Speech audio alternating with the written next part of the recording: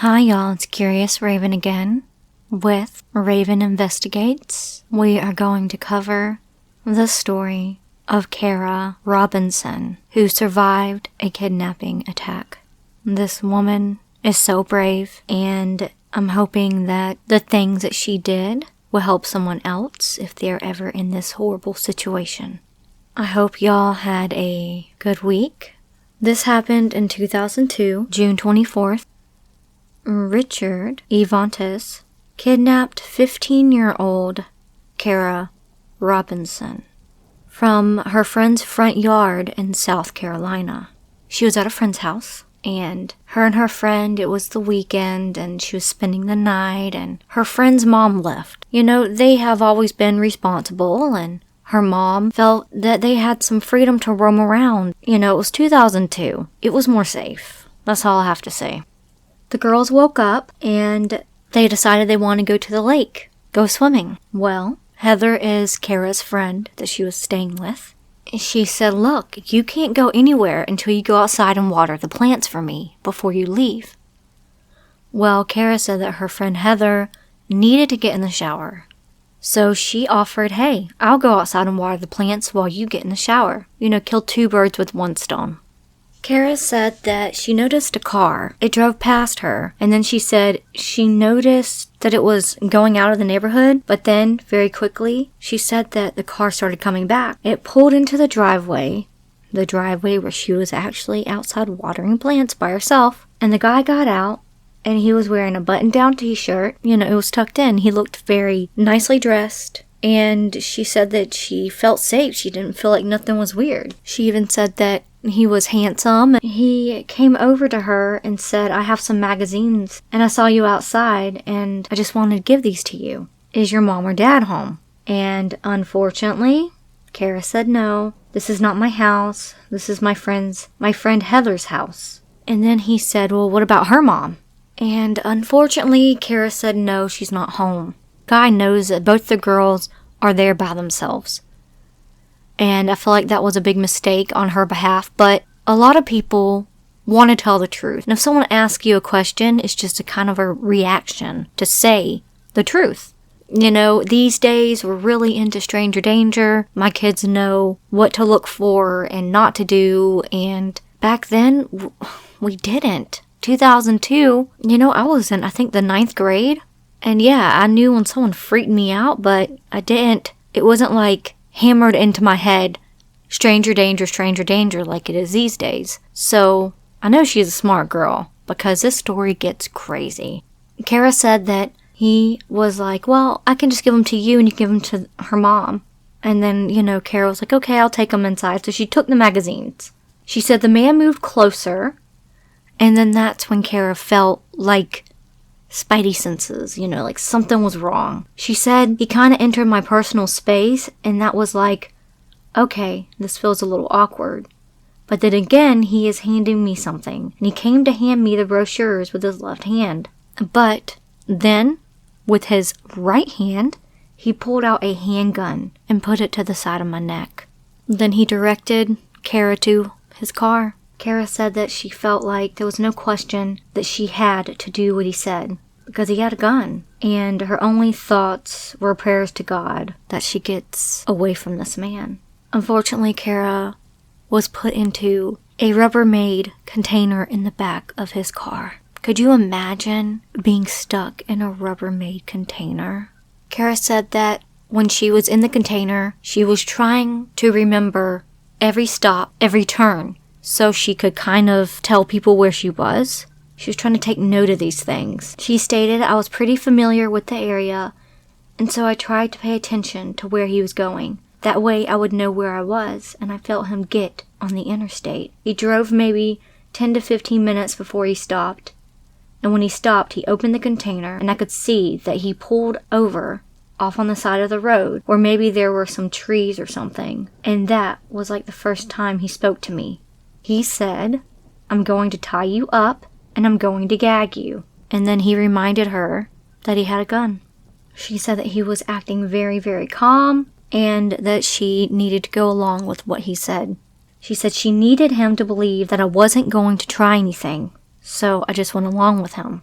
He restrained my wrist and my ankles and then gagged me. And then he actually put the lid all the way on at that point. And then he drove for a couple more minutes. And then he parked. He said, I'm going to get out of the car and I'm going to take you out. And I don't want you to scream. So he got out of the car for a second and I could hear like outside noises, people moving around. And for some reason my brain went to gas station. I thought for some reason he was going to rob a gas station. But then he came back. And that was when he actually carried the container over to and set it down and then drug it.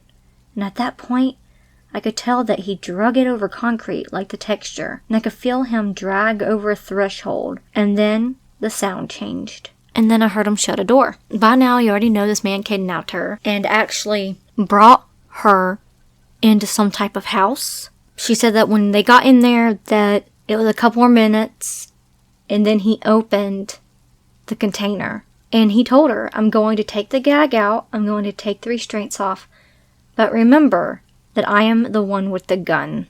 You can't scream and don't try to escape. They were in his apartment, and although Kara didn't know where she was, she had a plan to gather information on her captor. She wanted to not get away and then not know who this guy was. She wanted him to be caught. She said that she was trying to read his mail. I was looking at the magnets on his refrigerator and I knew who his doctor was. I knew who his dentist was. And I knew the serial number from the inside of the Rubbermaid container. Because I knew that I was going to escape. I wanted to learn about him. So I did try to have some conversation with him. He had some lizards and some fish. I asked him about those. I got him on the topic of he was in the military and found out he was discharged from the Navy.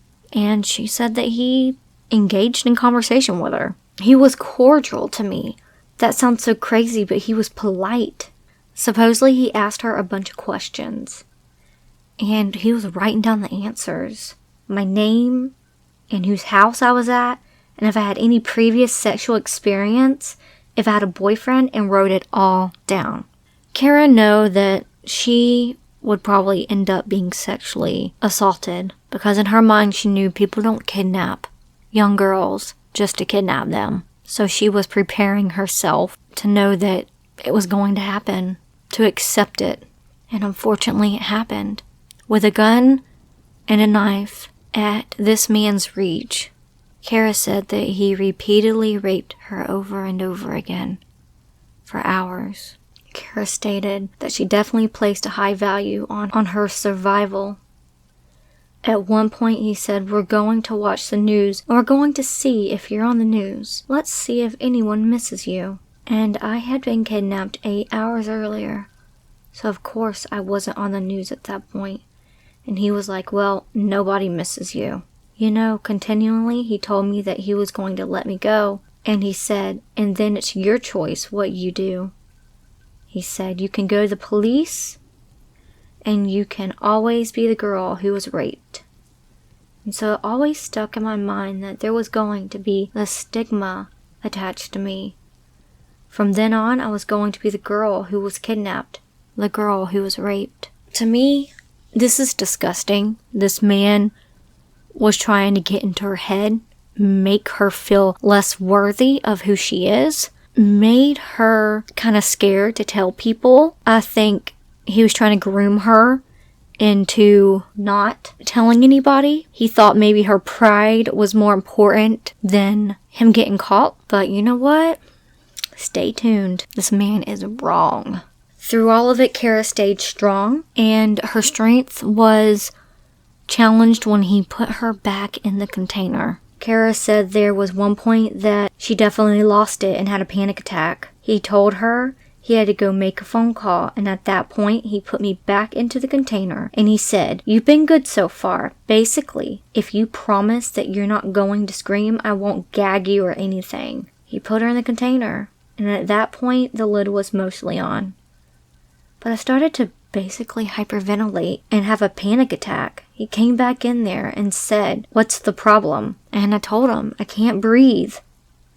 Then he said, okay, well, I'll leave the lid open as long as you don't make any noise. And he did.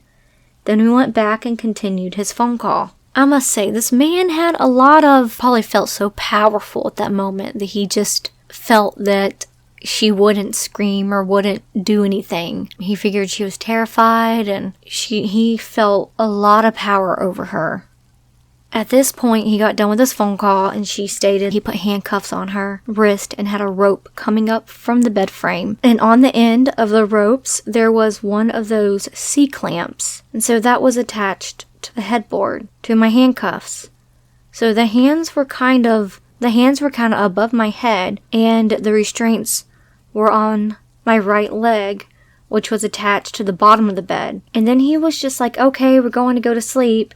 And in the same bed, he was right next to me. He fell asleep. Then in the early morning hours, Kara said that she saw the moment that she needed to run. She had to escape. It was her chance to escape. She stated, I woke up the next morning, he was still asleep, and I knew that that was it.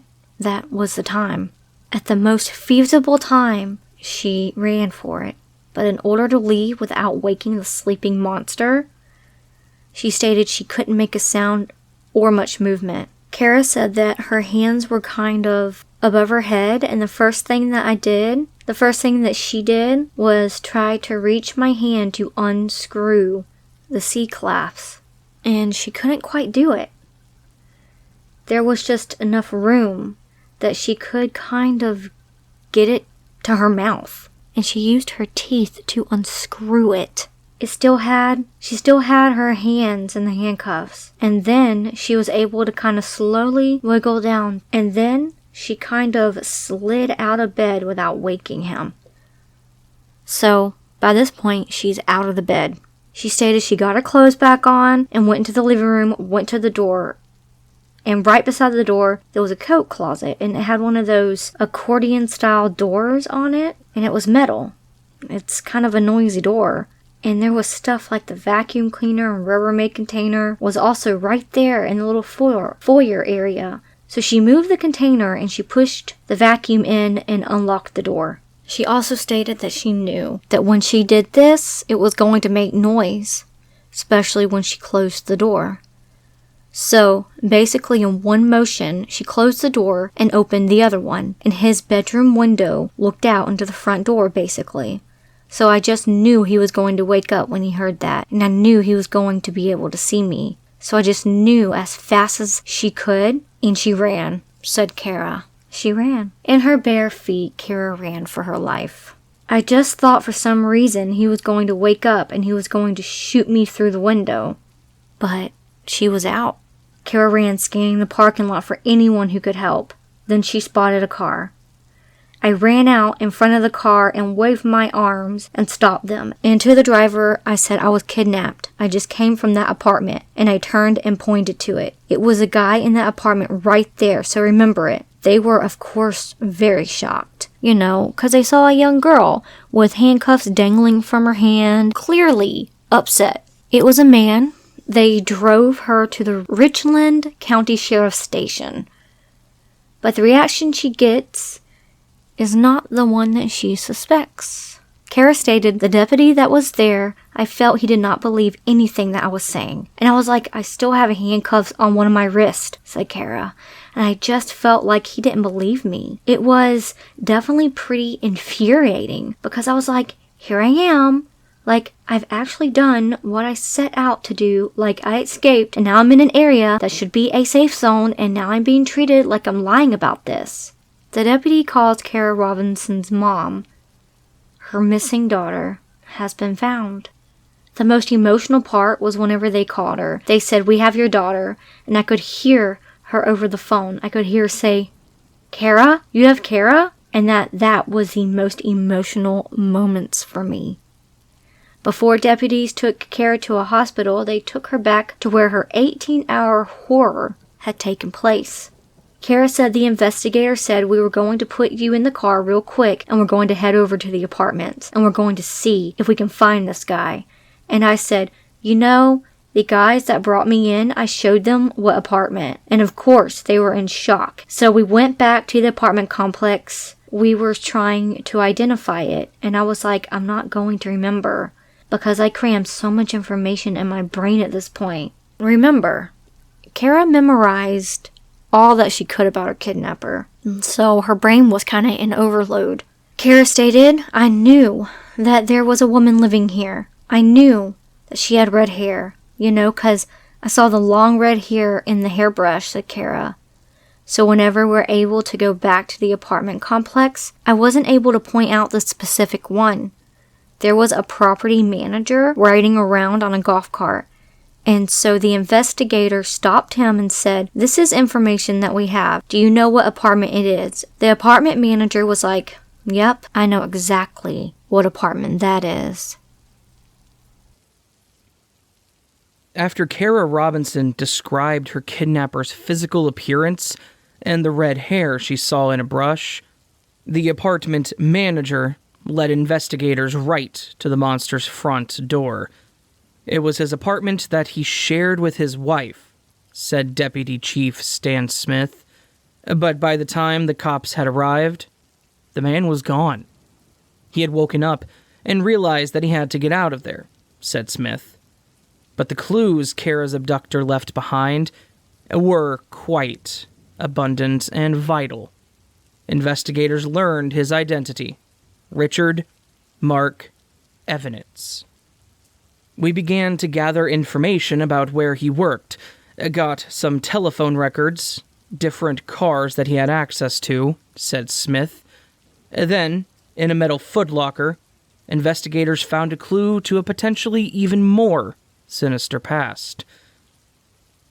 One of the things in that footlocker was a newspaper from Spotsylvania, Virginia, and the headline was that these two sisters' bodies had been located in a river there. That was pretty telling, based on the circumstances involving Kara, him having that newspaper, said Smith. Had Evanitz done this before? Deputies called in the FBI. A manhunt was launched and the clock was ticking down. Investigators tracked down Evanitz's family. It turned out his wife and his mother were both on vacation, unaware of what had been going on back at home. The incident with Kara, he chose that particular time because his wife and his mother had left to go to Disney World, quoted Deputy Chief Smith. Shell-shocked, the family agreed to meet with authorities. During that meeting, a sister wanted to speak to the detectives privately, and she was able to give us significant information about where Evanitz was, said Smith. He had reached out to her. She indicated he was in a motel about 30 to 40 minutes away. So, we immediately dispatched a team. I went to the location myself, and we ultimately hit the room, and he was gone. Again, said Smith. Had Evanitz been tipped off? We basically had a serial killer on the loose. At this point in time, we had a dangerous individual. We believed he was armed, and I received word that his phone was in the Jacksonville, Florida area, so we knew he was heading south, said Smith. Cops spotted him, and then a high-speed chase ensued. We received word that he had been stopped in Sarasota, Florida, said Smith. Evanitz pulled a gun. He did not comply with police commands. A K-9 was sent to the car, said Smith. Evanitz put the gun in his mouth and then pulled the trigger. When Kara Robinson heard that her kidnapper and rapist had committed suicide, clearly there was anger. I was just kind of mad that he sort of got the easy way out, said Kara. And surprisingly, there was a tinge of disappointment. I remember just hoping that they could catch up with him because I wanted to have my day in court across from him, Kara said.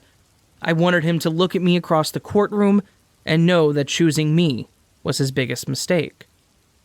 Well, it was case closed as far as Kara's case. However, based on the find in the footlocker and starting to piece together Mr. Evanitz's background, this investigation was not done yet at all, said Deputy Chief Smith. We were able to forensically link Evanitz to the disappearance and murder of two sisters in Spotsylvania.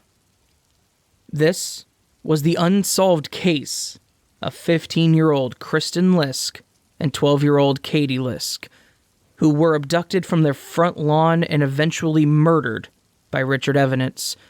And shockingly, the cops were also able to link Evanitz to yet another cold case in that same county, the abduction and murder of 16-year-old Sophia Silva. We don't have too many serial killers, serial rapists that come onto our radar. That's what evidence was, said Smith. Reportedly, fibers from Evanits's fuzzy handcuffs used on Kara Robinson were also found on the other 3 girls. To further link him to the other crimes, and unbelievably, Kristen Lisk's palm print and fingerprints were found on the inside of Evanits's apartment. I was not even remotely surprised. He was so calm, and he was so calculated, and so prepared that there was no sense of surprise that he had done this before, says Kara. When asked, having learned about the other girls he kidnapped and murdered, do you feel confident that had Kara not escaped and essentially saved herself, that she too would have been murdered? Deputy Chief Smith said there was no doubt in his mind. Kara Robinson had been through hell, and it was time for the healing to begin. There was one person in particular who would play an instrumental role in that recovery. Richland County Sheriff Leon Lott. Shortly after her kidnapping, I met with her family and her in my office, said Sheriff Lott. She was a survivor, and she was a fighter, and she was a warrior, and she wasn't going to be a victim. He sort of immediately took me under his wing and treated me like a family member, says Kara. I've got daughters myself, said Sheriff Lott. I kind of adopted her as one of my daughters too, and wanted to make sure that she continued to be that survivor. So we bonded. So, when Kara was out looking for a summer job, Sheriff Lott had an idea. He recruited Kara to come work at the sheriff's department. She started doing administrative work for a couple of years and continued to do so through college. In college, Kara was studying to become a teacher, but she did love working at the sheriff's department. So she decided to combine her 2 passions and became a school resource officer. She decided to merge that gap and blend in the best of both worlds, education and protection. While a cadet at the police academy, Kara had managed to keep her story close to the vest. That is, until the day that her cover was blown. I was actually in class at the academy, and the instructor started teaching on my case, said Kara. One of the first slides was a picture of Kristen and Katie Lisk and Sophia Silva, and I saw it and just went, oh no. Thus, at the end of the class, she went up to her and said, I just want you to know that Kara is me. She says the instructor's face turned blood red, and she just said that she was sorry. And Kara said at that point, she then told other people in the academy leadership. They came to her and they went, we want to nominate you for an award at the academy. She was then given the award for courage and bravery at the academy for her graduation. Today, Kara Robinson is married. She's taken some time off from the sheriff's department to raise her 2 small boys. She says that she made the decision the moment she was abducted, and from that point on, that she would never be a victim. She is truly a survivor. In her words, I think that to say you're a victim means that someone took something from you. Nothing was taken from me. I refuse to give that man that power. The question is, has it changed who she is? To that she responds, I will say that I am who I am because of what happened to me, but it did not make me who I am. I am who I am because of what happened to me, sure, but it does not define who I am by any means. One final note about the footlocker that deputies found at the home of Richard Evanits. Investigators say that along with the newspaper headlines about the abductions, they also found detailed notes that he wrote to himself while carefully planning out these abductions, as well as the pressed white button-down shirt that he wore during his attacks. His wife told deputies that she had always wondered what was inside the footlocker, but her husband Richard had forbade her from ever opening it up.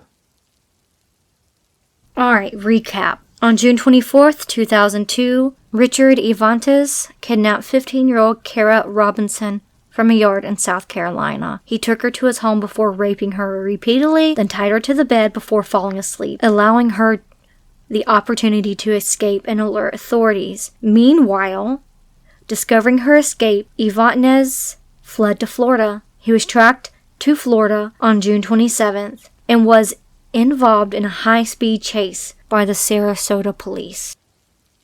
Richard Mark Evanitz was born on July 29th, 1963, in Columbia, South Carolina. Evanitz was in the Navy and was married twice to much younger wives, with both living unaware of his crimes. In 1987, he ran into trouble with the law when he exposed himself to a 15-year-old girl, and he was arrested only 1 month later, when his ship returned to port. Evanitz was then sentenced to 3 years of probation for his offense. On September 9th, 1996, Evanitz kidnapped 16-year-old Sophia Silva from the front step of her house in Virginia. Police found her body in a pond only weeks later. On May 1st, 1997, Evanitz went on to kidnap 15 and 12-year-old Kristen and Katie Lisk, respectively, from their homes, also in Virginia. Both bodies were found a mere 5 days later in a river. This guy is a piece of shit. I'm hoping that people will remember this, so if for some weird reason something happens to you in some sort of way, remember your information. So when you do get help, you can get the person that hurt you into jail. And sometimes remembering stuff too will help you escape and know where to go. I feel very sad that Kara went through that. I could not even imagine. I'm sorry about my voice, y'all. It's very cracky and I've been having a lot of mucus and stuff, so I'm very sorry. I hope y'all enjoyed this story by myself and Raven Investigates. Soon he will be getting his channel back up and it's called Raven Investigates and you can go check him out. He is an amazing storyteller and his investigation videos are awesome. So I recommend y'all go check that out. And I will put all of his links down below. I wanted this video to be a little lighthearted compared to murder. Makes me very happy that this woman escaped. I'm very proud that she actually became a police officer and wanted to do the job of putting these monsters behind bars. And she really makes a difference in the world. I hope y'all have a really amazing weekend, and I will see y'all Monday. Until then, remember, it's scary out there. Hi y'all, this is Curious Raven. I want to try something a little different on my channel. It depends on how good this video goes, and if y'all like it. I'm thinking of doing murder stories on Fridays. I will be reading stories that are unsolved or they have had justice. It unfathoms me how people do what they can do in life and be complete monsters. I will start with one that hits close to home for me. I do live in Florida. I am from Alabama though. I know some people wanted to get to know me a little more, so I thought maybe this would help get me to talk a little more to everybody. Okay, this one happened last year. I was dumbfounded when I heard about it and disgusted. There was a man named Anthony Tott. He was 44 years old. He was married to his wife for 10 plus years. They had 3 beautiful children together. Megan, his wife, was 42. Alex, 13, Tyler, 11, and Zoe, 4.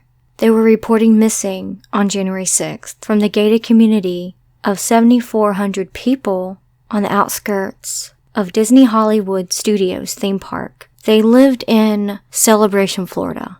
Now, when this town first came and was built, it was sort of like a prestige little town that was mainly ran by Disney. You would have to jump through hoops to even live in the town. They were very strict on what your house color could be, what your curtains could be, and they would have little statues and stuff everywhere of Disney characters. But since Disney has sold it, it's kind of not how it used to be. I will get straight to the story. Anthony Todt murdered his whole family in their house. He even murdered their dog. This is a heinous crime, and it seemed like the killings were carried out a little after New Year's Day. The bodies were in the house for 2 weeks, and Todt just acted like they weren't even there. Kept on just living. An autopsy was conducted, and they concluded that the victims were killed by unspecified violence with a combined overdose of Benadryl. Now, this is a federal case. Now, Todt, he owned a therapy business, and he was accused for billing insurance companies for physical therapy service he never performed. And this was in Colchester, Connecticut. So the house that they had here in Florida was a vacation home. There were 6 patients that came and told their stories about how their records were messed up, or Todt couldn't find them, or they had Medicaid charged for 5 days when they only saw the doctor 2 days out of the week, not 5. The allegations surfaced, and the Osceola County Sheriff's Office went to the residence Monday morning to help federal agents serve an arrest warrant for Anthony Todt. While they were there, investigators found his family dead in the home, according to the authorities. So that means that there was already a federal case investigation going on,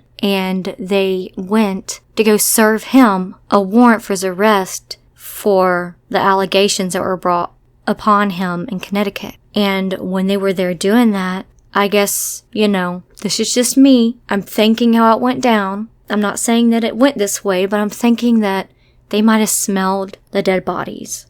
Me as a mother myself, I just will never understand these sick people. Also, records uncovered that Todt and his business had taken out loans from over 20 different lenders in August of 2017 alone. Physical therapy paid $99,000 to some of those lenders, including Fixed Capital, Prime Business, and On Deck Capital. Todt admitted to fraud, but he was running his practice for 11 years, and he was the only one that was responsible for all of the billing of the insurances. At first, he denied billing for appointments that never occurred, but then he admitted that he would randomly choose patients and bill their insurance for extra claims. He said no one else, even his wife, who was involved in the practice, knew what he was doing. Todt said he borrowed money from lenders because it was easier, and he billed for extra services to make payments on his loans. When Todt was asked if he was living above his means, he replied, "That's the best way to put it." This man is disgusting. And supposedly, let's backtrack a little bit. It states that in November until January, the agents were trying to set up appointments with Todt to maybe, try to work something out where he doesn't get arrested for fraud. But his employees said that he hadn't been to work, and their paychecks started bouncing, and then they stopped arriving altogether. His office was closed earlier after the landlord reported that he owed $6,000 in back rent.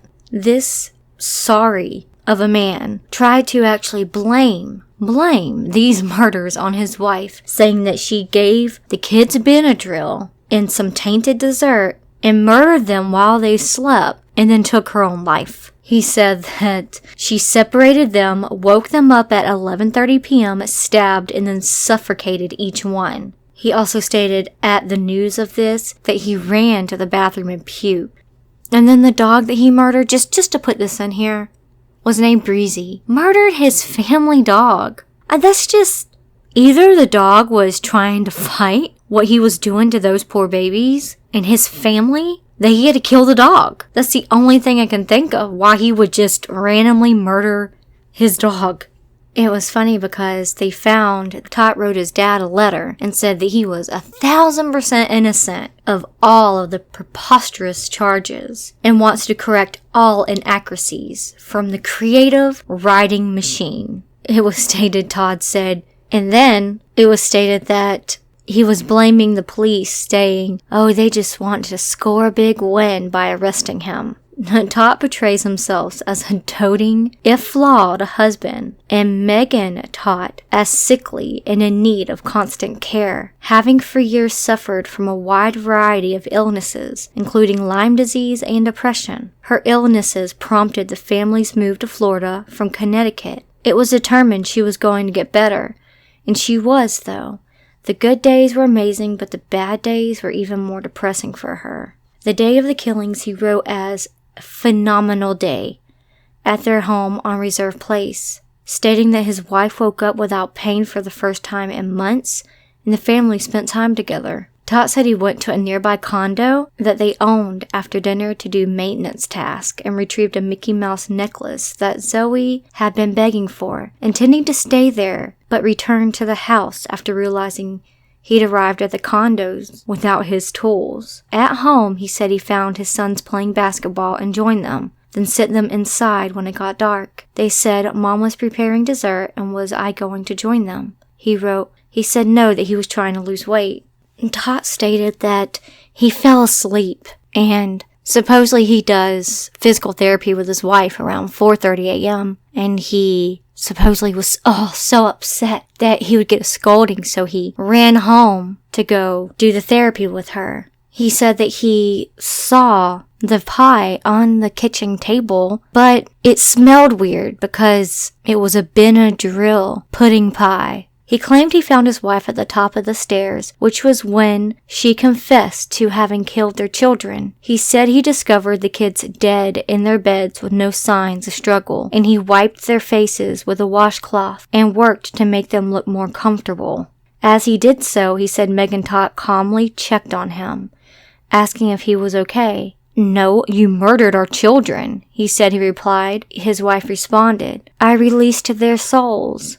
He went on to describe a chaotic scene in which Megan Todd stabbed herself in the abdomen in their bedroom and drank a family-sized bottle of Benadryl as he begged her to let him call for help, and she begged him to help her die. The letter says he couldn't find the phones. "I have to be with my baby," she said, according to Anthony's Todd. He wrote that he tried CPR until he physically couldn't any longer. After her death, he wrote that he moved the bodies to a bedroom and laid them in comfortable sleeping positions, and covered them for warmth and protection, and placed rosaries in their hands. He wrote that later he attempted suicide several times. He wrote, "Yet another thing I sucked at." He said he spent the weeks followed in a barely remembered haze. He doesn't say where. Todd remains adamant he had nothing to do with the crime. Alright, this is very, very sad. I will just talk about it in my own words. I was kind of reading a little bit because I can't remember all the details in my brain. So, let's just summarize.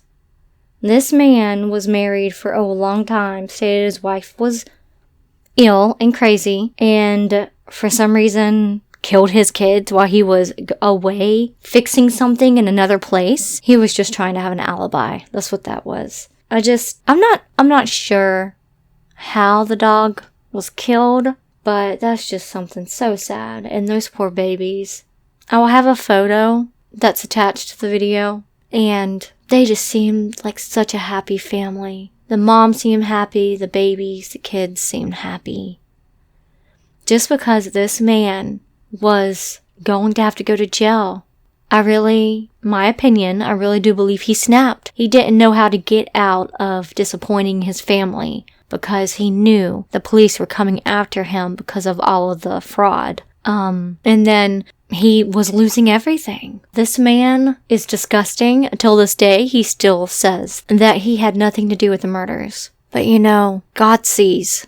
And the system sometimes does work. It's not perfect, but this man was charged with 4 counts of capital murder. He is in a federal prison now. And I think he had some charges for killing the dog, but I don't know exactly what it is. I know he was charged for killing the dog, though. Also, the pictures from the crime scene, there's not many, but you could go look them up if you want. One officer described that the bodies looked black. That's how decayed they were. The skin was just black, like they were mummified. And yes, this really does bother me, even talking about this. I know that I read really scary and creepy stories, even true stories, but just knowing it's so close to home, any murder story bothers me. That's why I don't watch the news, really.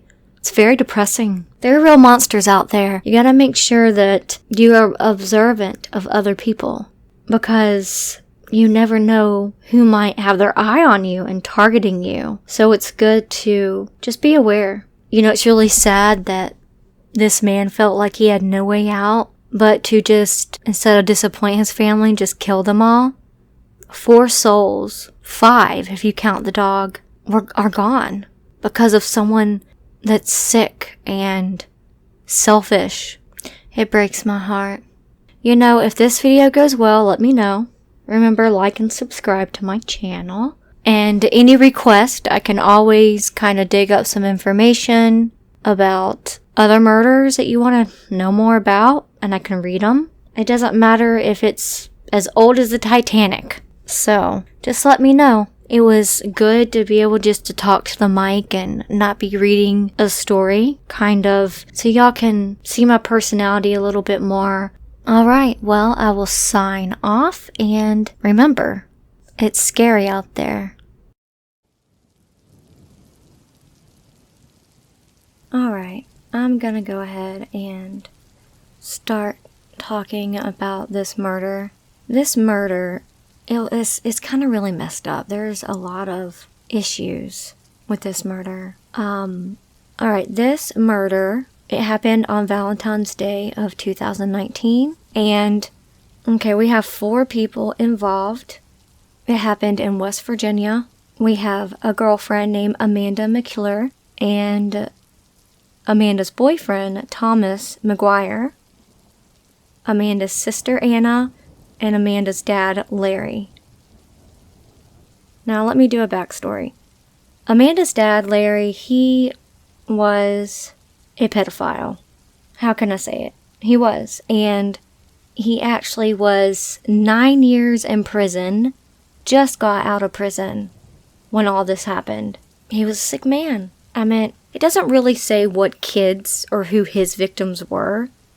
What kids he fondled or what he did, but he was a dirtbag, and he preyed on women, and he preyed on children.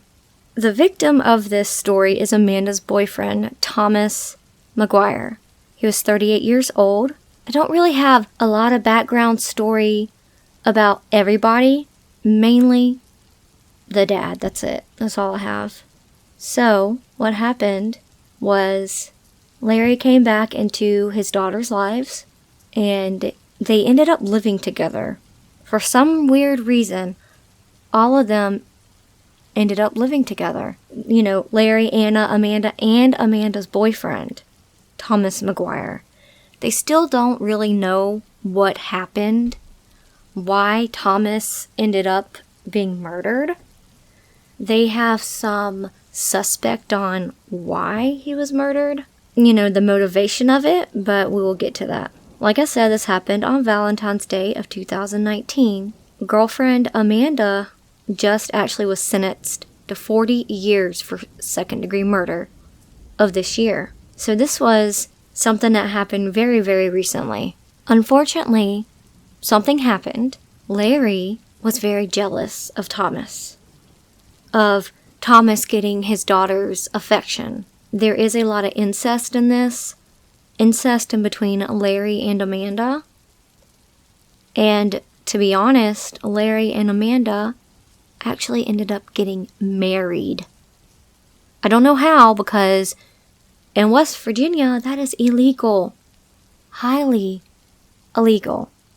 So after Thomas's death, not even a month after, Larry and Amanda, father and daughter, got married. So, On Valentine's Day night, what happened was that they bludgeoned Thomas to death with a wine bottle, and then they shot him up with meth, tied him up, and then also strangled him. They actually buried him in the backyard. This is very, very sad. I don't know why. I'm not sure. The guy didn't even do anything wrong. That is what they're assuming. So, and everyone's telling on each other, but they all had a hand in it. I don't know if it's because of drugs or that's just my opinion. I think that they were drinking and getting high and they just had but not even 10 days after they moved in with their dad, Larry, Amanda's boyfriend is dead. It's like they planned this premeditated murder for 10 days, that's it. So, what happened was they buried him in the grave wasn't that deep. And they left him back there for a couple days.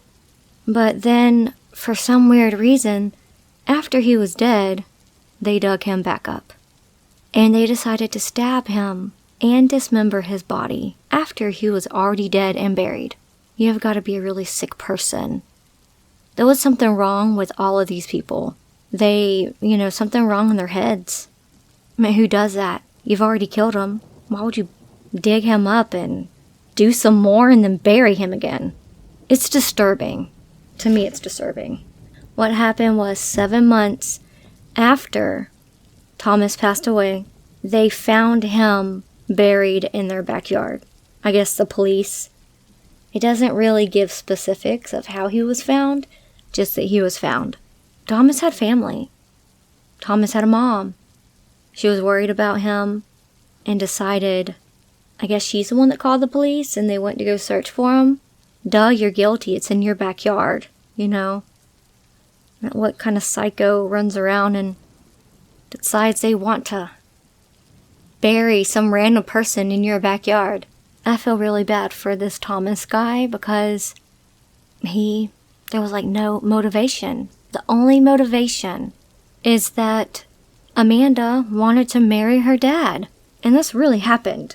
It's just gross. And the dad actually decided to write a letter to the police department that stated that, yes, committing incest with his daughter, and that he murdered his daughter's boyfriend and buried him. And it was a really short letter. It just said, I confess, and that's it. He practically said he's not going to fight. He will take his punishment. It was funny because around the same time, they definitely arrested Larry because he never registered as a sex offender. So he was breaking his parole when he was sentenced to prison the last time. So I guess he just figured, hey, why not just turn myself in because I'm going to prison anyways, probably for a longer sentence. But Larry got life with no parole, with first-degree murder. His other daughter, Anna, she's actually still awaiting trial, but she is being sentenced with first-degree murder.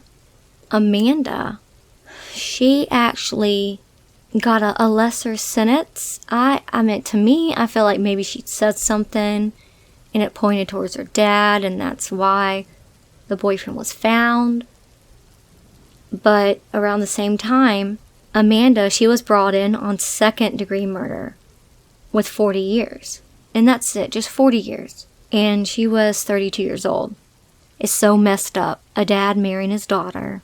Them killing Thomas because of this. And also, Thomas's mother believes that Amanda wanted Thomas's social security checks.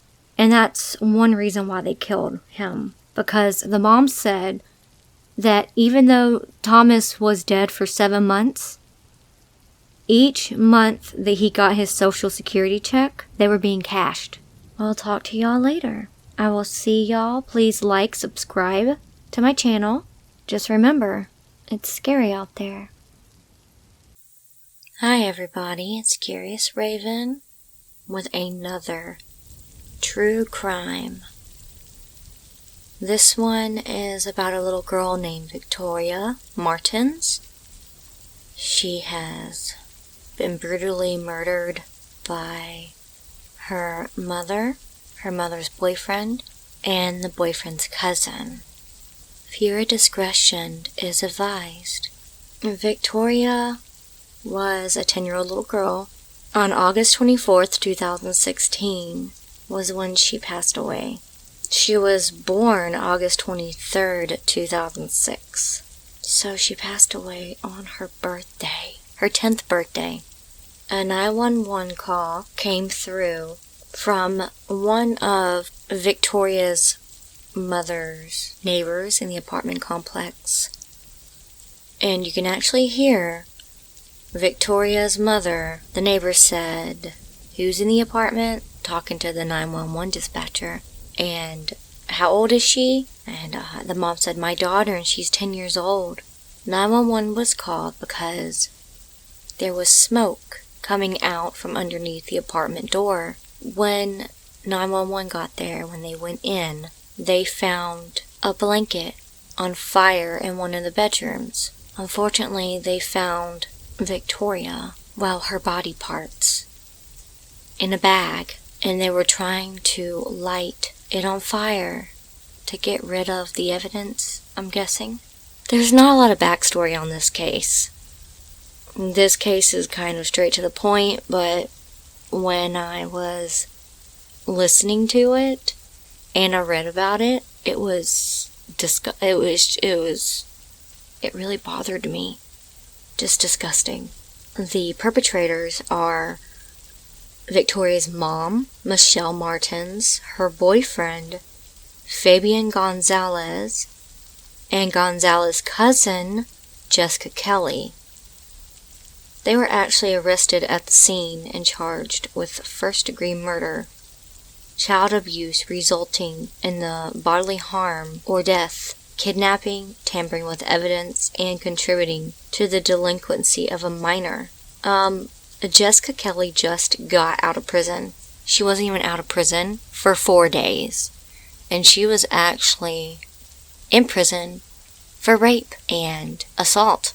The two, Fabian and Jessica, actually pleaded not guilty, and her mom, Michelle, pleaded guilty.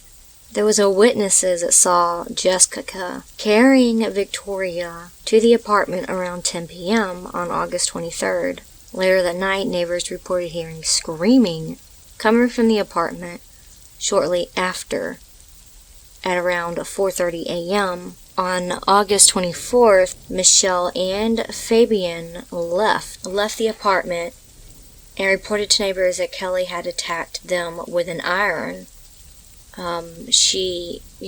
As then they pronounced her dead, and with the autopsy, it showed that she was sexually assaulted, strangled to death, and then stabbed and dismembered. Her body was then set on fire. Supposedly, Martens, Michelle, said that she gave her daughter alcohol and meth prior to her death in order to calm her down so Fabian and Jessica could have sex with her. See, this is the whole thing about this case, is that her mom is a fucking monster. Supposedly, she has been going online, like dating sites, and practically pimping her kids out.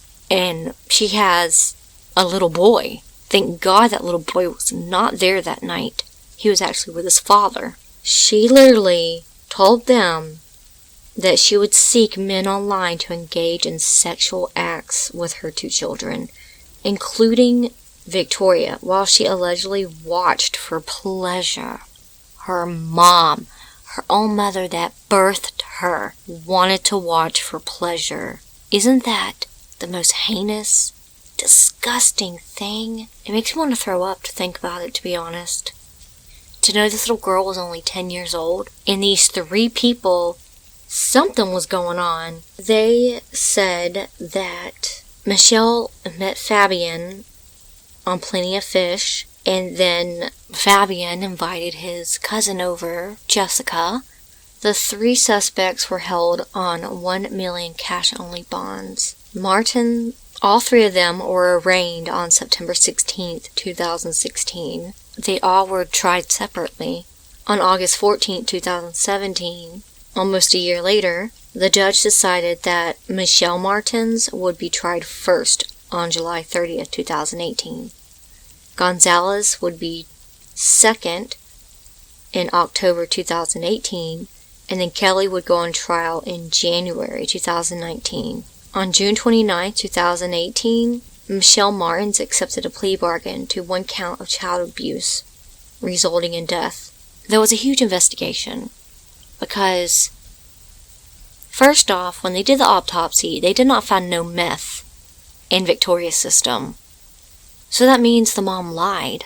So they started kind of looking at her testimony and as a lie.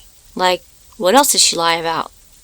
So they had to do this huge, long investigation, and they discredited a lot of the things that she said. What actually came up, the news story, was that Michelle and Fabian were not in the apartment at the time. They left Victoria in the care of Jessica Kelly. And Jessica Kelly supposedly raped and killed Victoria. When Fabian got back, when they got back to the apartment, he dismembered Victoria's body. And the investigator said what was gross was when they went to the house, there were like dozens of bags all over the apartment with Victoria's body parts in them. So they weren't in just one area. This is the timeline that the Albuquerque Police Department announced was at 4:25 p.m. Victoria Martens get off the bus and goes home. Michelle and Fabian aren't present at this time. 5:07 p.m. Michelle and Fabian return to the apartment. 6:05 p.m. Victoria goes to gas station with Fabian. 6:15 to 6:20 Victoria and Fabian return to the apartment. 6:30 Michelle and Fabian leave to go to Paradise Hills. 7:02 p.m. Michelle and Fabian return to the apartment. 7:05 p.m. Victoria is seen alive by neighbors. 7:06 p.m. Michelle and Fabian leave again. 7:38 p.m. Michelle and Fabian are near Rio Bravo Boulevard and Coors Boulevard. Now, I'm just going to pop this in here. They actually went through the pings Michelle's on her cell phone. So they knew where they were to kind of make a timeline of what they were doing. 7:59 p.m. Michelle and Fabian are seen near 5 Points and Bridge Boulevard. At 8:47 p.m., Michelle and Fabian arrive at the apartment. At 8:48 p.m., eyewitnesses saw Victoria's body as being seen carried outside the apartment. See, it's like all these eyewitnesses. You know, one eyewitness says, at 10 p.m. they saw someone carrying her out of the apartment or to the apartment, and then now eyewitness is saying, I feel like it's a mess. The lead investigator said it proves Martens and Gonzalez was not present when the murder and rape occurred. So, like I said, she was left at the apartment with Jessica. And the mom and her boyfriend weren't even present when it happened. Now, Fabian did dismember Victoria, so he is being charged with that.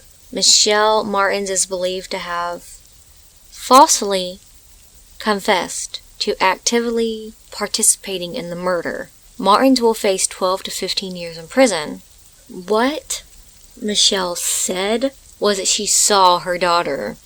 First, they drugged her to make her more willing, and then supposedly she saw them rape and strangle and kill her daughter. That's what she said she saw. But that wasn't true because she wasn't even there. They finally got the answer.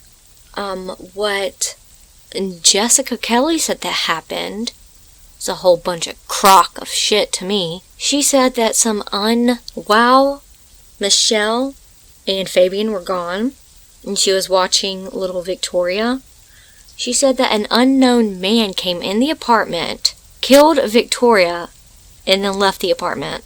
What kind of crap is that? Really? Oh yeah, I forgot to put in too. All this happened in Albuquerque, New Mexico. So this girl's outright lying. Like, what? I mean, she's the one that raped and killed her. But, okay, they found DNA from a male. It was a partial DNA, but a DNA, and it did not match Fabian. So this is still a mystery of whose DNA was this on the child's back. That's where they found it, on her back. It did come into light that the CYFD is kind of like CPS. Every state has a different name for it, but it's like Child Protective Service. Well, in the future before this happened, there were a couple investigations that supposedly they did because they knew something was going on with Victoria and her being abused and probably molested. One of those right before this happened was that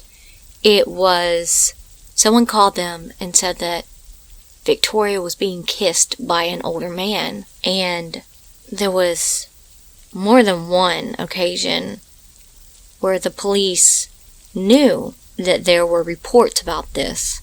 Well, in January 2017, two police spokespersons told the Albuquerque Journal the officers did investigate the referrals and stated that the interviews with Victoria Martens and her mother have been conducted. And guess what? In July 2017, the Civilian Police Oversight Agency actually found out that was a lie. They never started any investigations to look into the reports about abuse that Victoria was going through. So this was a big disappointment and big ball drop on the police department. They might have had time to intervene in her death. Isn't that so sad? The chief police, Gordon Eden, described the murder as the most gruesome act of evil I have ever seen in my career. The governor said, "We are heartbroken as we mourn the murder of beautiful 10-year-old Victoria Martens. Give your kids an extra hug tonight." A birthday memorial was held for Victoria on August 29th, 2016. In August 2017, Victoria Martens' maternal grandparents filed a wrongful death lawsuit in the 2nd District Court against the city of Albuquerque and some of its police officers. The lawsuit alleged that their failure to investigate a report that one of Michelle Martens' boyfriends tried to kiss Victoria was negligence that led to her murder. You know, the good old police department, they denied that. The lawsuit seeks policy changes and compensation for the Martens family. So let's get back to Gonzalez, who is charged with dismembering Victoria Martens. Now, this community was outraged because Fabian Gonzalez, is due to be freed once the court determines the terms of his release, including where he will be allowed to stay. And this judge didn't even want to put a GPS tracker on him. There were people in the streets with protest signs yelling, "Don't free this murderer." They wanted justice for little Victoria. And I don't blame them. This was horrible. Prosecutors had tried to keep him locked up, arguing that his DNA was found on items used to clean up the crime scene. But guess what? Gonzalez's attorneys insisted he posed no threat to the community. Really? Even if he did not kill this little girl or not, is not in his right mind, he could actually take this little girl's body and chop it up, and then clean up the crime scene. What the fuck? A normal person would be freaked the fuck out and throwing up and not being able to do it and refusing to do it, and there's something fucking wrong with him. Sorry, y'all. I'm feeling in the moment of being emotional with this one. And to know that this little girl had to go through men coming to their apartment and raping her, molesting her, God knows for how long, how many years, at this horrible worthless piece of crap mother could do that to their own flesh and blood. Sorry guys, gotta cut this short. My husband has been out of town for 2 weeks for work, and he just got home, so I'm gonna go spend some time with him. And just remember to keep your kids close, and know that there are horrible people out there. Please go like and subscribe to my channel, and you'll find links to my merch store, my Patreon, and all of my socials down below. Remember, stay tuned for next Friday for another true crime video. Also, you can comment down below if you would like me to go over any murder that you have heard of or mystery, and I will. So, just let me know. Alright, until then, remember, it's scary out there.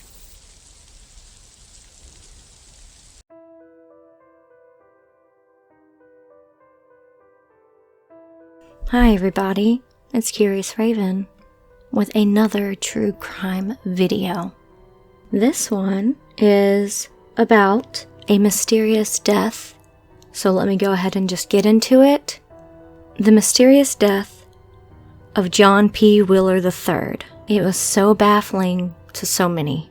John Wheeler's background even makes it hard to understand what theory actually took place. Wheeler was born on December 14th, 1944, in Laredo, Texas. He descended from a family of military professionals that includes Joseph Wheeler, who had served as a general both in the Confederate Army and later with the United States Army. Wheeler himself was a member of the United States Military Academy class, which lost 30 of its members in the Vietnam War. After his graduation from West Point, Wheeler became a fire control platoon leader at a base at Franklin Lakes, New Jersey from 1966 to 1967. After that, he became a graduate student of Harvard Business School, spending the summer of 1968 as a systems analyst for the Office of Secretary of Defense in Washington, D.C. He went on to serve in a non-combat position in Vietnam. Upon his return, he served on the general staff at the Pentagon. After leaving the military, he attended law school at Yale University, became a clerk for George E. McKinnon, and joined a law firm. He served both Bush administrations and became CEO of Mothers Against Drunk Driving. He also founded the Vietnam Children's Fund and served as Secretary of the Securities and Exchange Commission. Some of his outstanding accomplishments include getting the Vietnam Memorial Wall built, as well as writing an in-depth manual on how the effects of biological and chemical weapons, which he was against and strongly cautioned should be pursued with utmost restraint by the United States. With an impressive career, he was the last person family and friends could believe would be the victim of a baffling unsolved murder. The police, they called it a homicide, but actually the coroner put homicide, but supposedly they really don't know for sure. This is what happened though. On New Year's Eve, the investigation into the Wheelers' murder would go on to paint a very strange and ominous picture of the days leading to his death. Wheeler, who regularly commuted between Washington, New York, and Wilmington, lived in a waterfront duplex that he inherited from his brother in a historic part of Newcastle, located approximately a mile away. About 40 minutes later, video surveillance captured Wheeler appearing disheveled in a parking garage. He appeared to be limping and without his coat, and he was carrying one shoe in his hand. He seemed to be searching for his car, which would be later found in another Wilmington parking lot. He told one of the lot attendants that his briefcase had been stolen. "I knew something wasn't right," said Eamon Goldsboro, a parking lot attendant who encountered Wheeler, "but I never thought it would end up like this. All of this was uncharacteristic of Wheeler, and his friends said they were not aware of any health problems that may have contributed to his bizarre behavior. On the night of his disappearance, Wheeler wandered into a Newcastle pharmacy at 6 p.m., asking the pharmacist for a ride to the Wilmington train station. The pharmacist offered to call a cab for him, but Wheeler left the store. To add to the already bizarre behavior leading up to the days before Wheeler's homicide, Wheeler's neighbor claimed that during the week before his death, his television had been turned up to full volume at the residence and left on for 24 hours a day. Wheeler was practically never seen during this time. His wife had been traveling and was out of town, so she never reported him missing or saw his odd behavior. People who did see him in the days leading up to his death said he acted as if he were drunk or drugged. Wheeler was described by friends to be a bulldog of a man, an avid supporter of cadet football, and also a constant emailer. They said they suspected something was wrong when Wheeler's emails dwindled and he hadn't responded to celebratory emails when the Army won its bowl game on December 30th. Seemingly baffled, authorities were very closed-mouthed and did not elaborate as to where or how the murder happened. In fact, all they could be certain of it, that his body ended up in a garbage truck in Newmark and was transported to the city landfill. There have been several theories as to what happened to Wheeler. One such theory revolves around the dispute he was having with his neighbors. The lawsuit had been filed against Frank Mariani for the blocking his view, and what made it even more menacing was that Wheeler was suspected in the arson against Mariani. Also, one of the buildings that Wheeler was wandering around the night of his disappearance was a law firm that was handling his case against Mariani. The idea is that the neighbors may have taken the dispute too far, but there is no evidence to support this theory. The second theory, there is a theory that Wheeler had gotten in too deep with the government and was silenced. Wheeler had been working as a consultant for the Maitri Corporation, a nonprofit that manages federally funded research and development centers supporting the Department of Defense, Federal Aviation Administration, Department of Homeland Security, and other federal agencies. He then went to work as the Executive Vice President and Director of Communications of the WVC3 Group, an anti-terrorism security firm based in Reston, Virginia. Prior to his death, Wheeler had been working on cyber warfare, which he had been vocal that the United States was woefully unprepared for.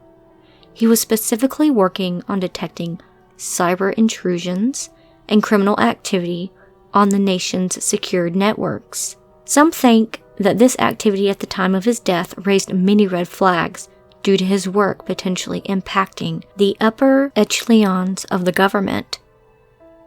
There was also a claim that Wheeler's house was not a crime scene yet. Police proceeded to search the house and pry up floorboards, which only fueled the existing conspiracy theories. As intriguing as this may be, there is still little evidence to draw a conclusion. On December 31st, Wheeler was found when a landfill worker saw his body fall into a trash heap in the Cherry Island landfill in Wilmington. Police ruled his death a homicide by blunt force trauma. Another mystery is how Wheeler's body ended up in the dumpster in a heavily traveled commercial area of Newmark. The garbage truck had begun its route at 4:30 a.m. and arrived at the landfill at 10 a.m. after making 10 stops at an array of businesses, including a seniors complex, a car dealership, and a public library. Many of the dumpsters were locked or had surveillance cameras in the vicinity, leading police to believe Wheeler's body was picked up towards the beginning of the driver's route. It was a shocking discovery. How did a well-respected man, almost a national hero, end up sprawled out in a garbage dump? On January 7th, 2011, Police recovered Wheeler's cell phone from a house that was under construction across the street from Wheeler's home in Newcastle. Wheeler had filed a lawsuit challenging zoning approval for the neighborhood house because it was partially blocking his view of Battery Park and the Delaware River. In addition, smoke bombs had been set off in the house prior to Wheeler's death that police suspected Wheeler may have detonated. Police questioned further Wheeler may have dropped the phone while detonating the smoke bombs. Another question and a mystery that only seems to deepen with time. It seems like we'll never know what happened to him. Was it a burglary gone bad, a vendetta, or a murder on the government's watch? Maybe a terrible accident. Someone knows, but without a crime scene and no witnesses that have come forward, John P. Wheeler's death remains a mystery. And we may never know what really happened that fateful day. Someone talked to Wheeler's wife. Her name is Catherine Kleiss. When Kleiss viewed the widely circulated video of her late husband, John P. Wheeler III, wandering around a Wilmington parking garage less than 2 days before he was beaten to death, she sees fear in his face of the man she loved. Kleiss says that she thinks he was afraid. Everyone else thought that he appeared disoriented on video clips, but she said that he looked scared. They were married for 13 years, so she is the one that knows him best. A period in which he also beseeched his pharmacist for a ride from Newcastle to Wilmington and asked strangers to drive him to Philadelphia. Kleiss says that she doesn't think he was acting abnormal. He was known for his quirky habits and forgetfulness. Kleiss said that he was a very blunt and outspoken 66-year-old man who suffered from bipolar disorder. He made lots of enemies during his years in the national defense community and as one of the key founders of the Vietnam Veterans Memorial in Washington. But Kleiss says that she didn't think anyone would kill him. She didn't know of anyone. Wheeler was killed by lethal blows more than 4 months ago. Kleiss has pondered whether he was killed by someone he accidentally encountered in Wilmington, where he was last seen shortly before 9 p.m. on December 30th, or whether he was the victim of assassination. Kleiss thought someone was paid to kill Wheeler, but her lawyer said she was only considering possibilities. In a mystery that has drawn worldwide media, scrutiny, and a $25,000 reward offer from Kleiss, police say that they have no suspects and don't know whether he was killed in a targeted or random attack. Though police have been tight-lipped about what they have uncovered, Kleiss' account helped fill several gaps in a timeline that began when Wheeler left their New York City condominium the morning of December 28th and ended up with the discovery of his corpse 3 days later. For example, she said Wheeler was found wearing his Rolex watch bought in Vietnam during his tour in the late 1960s and treasured West Point class ring, though the neck wallet Wheeler usually wore to carry a credit card, keys, and identification card were not returned. I said that the discovery of the expensive jewelry on his body cast doubt on the robbery theory. Though authorities won't say where on Wheeler's body the fatal blows were inflicted, Kleiss said that when she viewed his corpse a few days later, she saw bruising on his face under the mortician's makeup, and his head was swollen. She saw his body only for the neck up and speculated the fatal blows were on his torso. Kleiss said that police have given her conflicting accounts about whether Wheeler also had a heart attack after being beaten. First they said he did, then they said he didn't, and then they said he did. The widow also revealed that Wheeler was hospitalized briefly in 2004 during a manic phase, but said she saw no indications that he was having any emotional problems during the Christmas holidays, when they were together and mostly snowbound in New York for about 4 days, while police have been mum on what Wheeler did in Washington, D.C. on December 28th, the day he and Kleiss parted ways in New York. She said he had lunch at the Metropolitan Club, steps from the White House. Wheeler's younger son from a first marriage, who was in Africa when his father was killed, Their goal, they said, is to keep the case in the public eye so investigators, led by Newark police, can find this killer. In addition to the revelations and insights by Kleiss, the News Journal also has learned more details about Willer's movements December 30th, which he spent in downtown Wilmington, and where he was last seen on surveillance camera, headed towards the city's rough east side at 8:42 p.m. Details that tend to support the notion Willer was becoming more unstable on his last day. At about 8 a.m. that day, Willer walked into the Subway eatery on Delaware Avenue in Wilmington, ordered a coffee, and paid in cash from some loose bill in his pocket. But during his brief stop, owner Dan Maxwell took notice of the customer. "He looked like a homeless person," said Maxwell, noting that Willer wore no coat on this frigid morning, and though wearing dress slacks and shoes, his white shirt was filthy from the elbow down, almost blackened. He looked like he had been living in that shirt for some time. At about 3:30 p.m. that day, one in which he also spent time in the nearby Nemours building and visited a law office there, Willer stopped into the Small Business Administration office on the building's 11th floor, asking a ride to Philadelphia. Jane Armstrong, the office director, said Willer spent 5 minutes in her office, but would not describe his demeanor or appearance. Maxwell said since he's spoken about Willer to an employee of the SBA office who frequents his shop, she told him that when Willer approached her, he identified himself as a fellow federal employee. Asked which agency, and he gave no answer and departed. Maxwell said the woman told of the new disclosures. New York police spokesman Lieutenant Mark Farrell would not comment, though Newmark does not have a homicide unit. Farrell said Detective Nicholas Sanson is working full-time on the case, with help from fellow officers. Wilmington police and the FBI are assisting. "We are still working the case," Farrell said.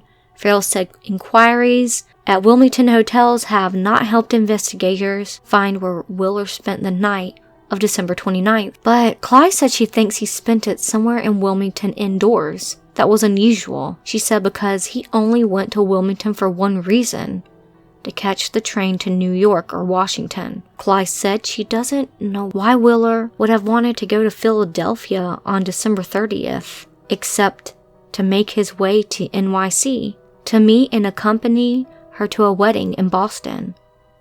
The slaying of Willer is the second time such a tragedy has befallen one of the Kleiss's loved ones. In 1995, her younger sister Emily Fisher, a Memphis socialite, was stabbed to death, and the case took years to solve.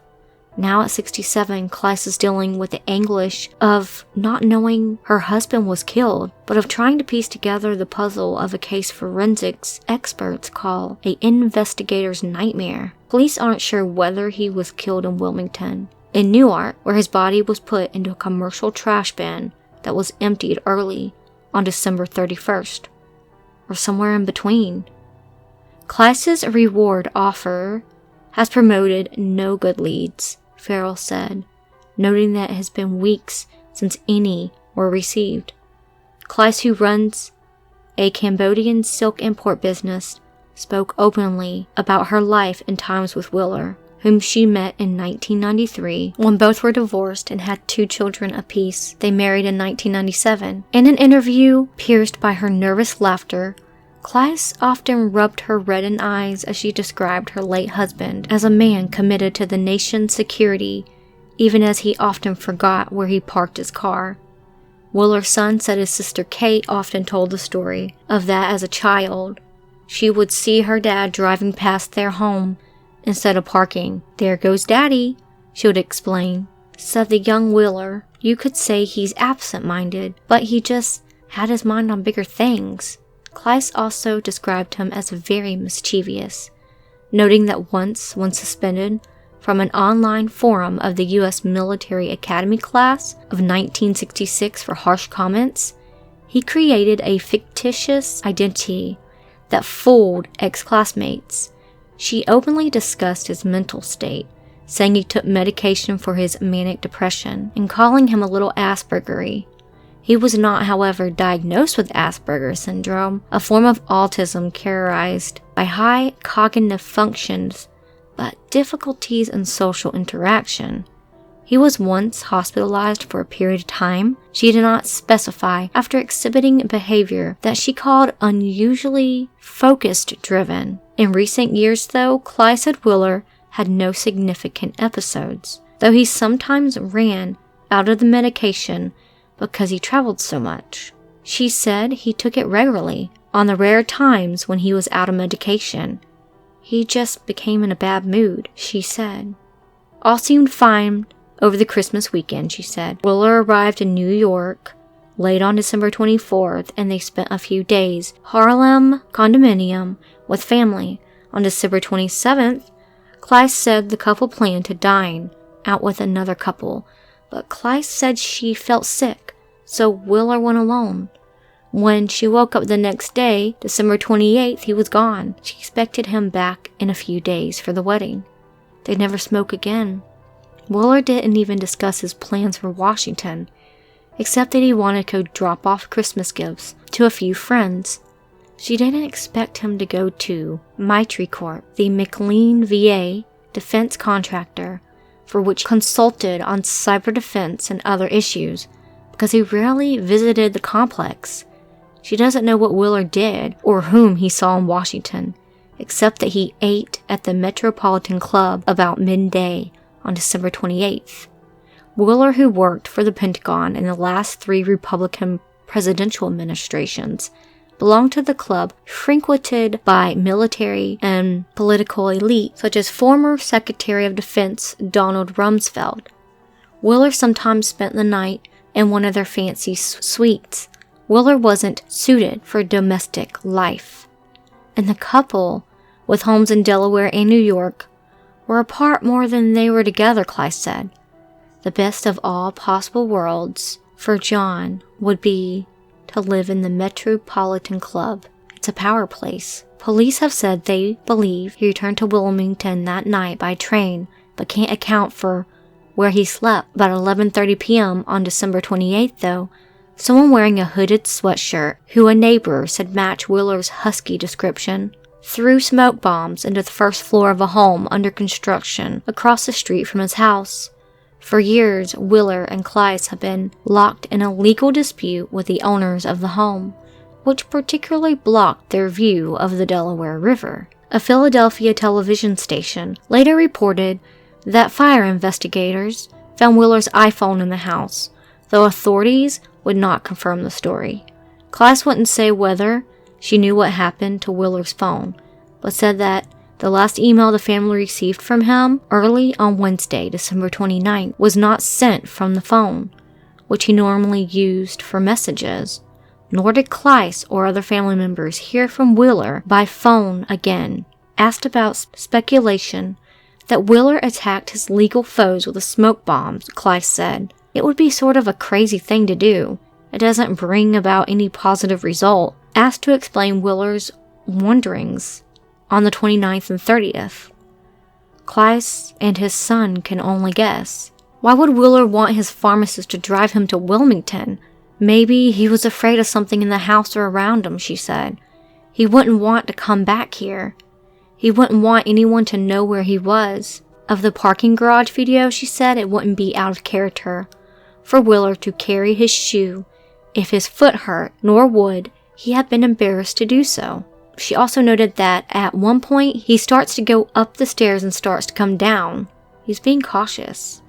A garage security guard had said previously that Willer told her his briefcase had been stolen. Clyde also said she's seen the final video of him leaving the New Mowers building and heading east, and said it looked to me like he was trying to hide his face. The two also wondered what happened in the Newcastle house, which neighbor Rob Dill found in disarray early on December 30th.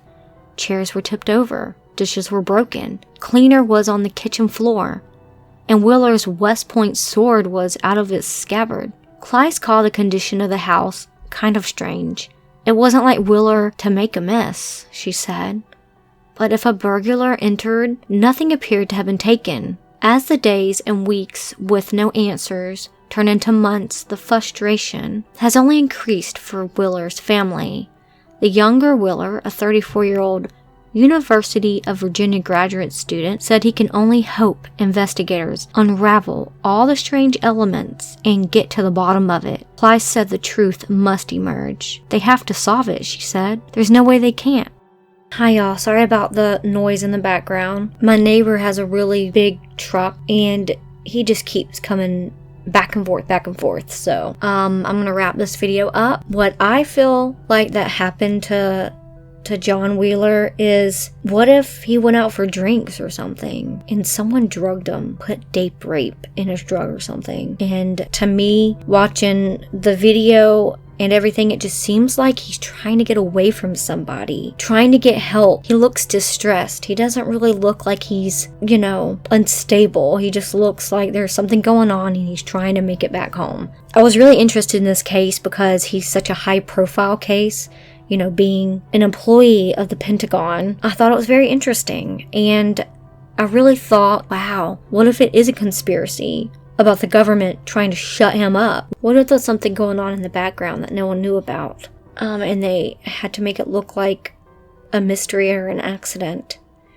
There was a theory that I heard about that some people were speculating that maybe he was trying to go to sleep and it was really cold outside because he didn't have a jacket on, and he was in the dumpster. And when the guys came and picked up the dumpster and threw all of the stuff, in the back of the truck, it compresses it. So some people speculate maybe he was crushed and died then. I don't know. I mean, his behavior is strange. He could have easily asked to use a phone somewhere and call his wife or call somebody to help him, since supposedly he left his phone in that neighbor's house. I don't know, it's just real strange, this one. But I hope one day they solve it. I mean, it's weird. Alright, remember, please like and subscribe to my channel. Sorry, this is coming out a little bit late. Took a little bit more time to research it. I love y'all very much. Thank you for listening to all of my stories and being a supporter of my channel. Remember, I do have Instagram, Facebook, TikTok, and all my videos. I put all the links down below. I hope y'all have a very, very good weekend. Until then, remember, it's scary out there. Hi y'all, it's Curious Raven. I just want to tell y'all that I'm sorry that I have not released any other videos this week. I have had some in-laws visiting, and also I actually had someone that's really close to me at work who has passed away. Today is Thursday. I'm actually trying to record this a day before because on Friday I have his funeral to go to. I've been kind of sad, but I'm so happy for the people that are subscribed and the listeners that do listen but are not subscribed. So I think you should go and hit the subscribe button and the bell icon. My goal is to do what I love and also to try to make a living out of it. One thing y'all don't know about me is that my health would not allow me to pursue my career in law enforcement. And now I am a stay-at-home mom that takes care of her kids and husband. Like I said, I do want to try to y'all to know me. Eventually, I do want to do a live stream. I'm just actually kind of nervous. I don't see myself that interesting, so it would be a really big step for me. But soon, I do want to do a live stream. I'm kind of waiting until I have more followers. Today, we are talking about William Tyrrell, a 3-year-old little boy from New South Wales, Australia. When I actually first heard this story, it was a case of he was missing, that he just vanished in thin air. And first, to be honest, I was thinking, oh gosh, how is that possible? Did aliens come and get him? It's just, you'll understand. It was September 12th of 2014, and his family, actually, his mom and dad and him, I do think he had a sibling that was young like he was, I think 4. Well, they all decided to pack up the car and drive about 4 hours to the grandma's house. The grandma lived in more of a rural area, with a lot of nice big spaces, a really big nice backyard. Very beautiful. It was more like in the country. Unlike them, that they lived in a city. They wanted to go and spend some time with Grandma and, let the kids run around and play. And the mother says that on that day, they were outside enjoying the weather. It was very beautiful. And her son that was 3, he wanted to dress up like Spider-Man. Play superhero. And they went outside. On the back porch area, kind of like a patio area, her and her mother sat as they watched the kids run around, and the dad had to leave and go somewhere for a couple hours or something for business. He had some type of errand to run. She said that William always liked to play like he was a tiger or a dinosaur, and he always made these little rawr sounds. He was playing and acting like a creature, run around the backyard and make these little cute little rawr sounds, and she was right there.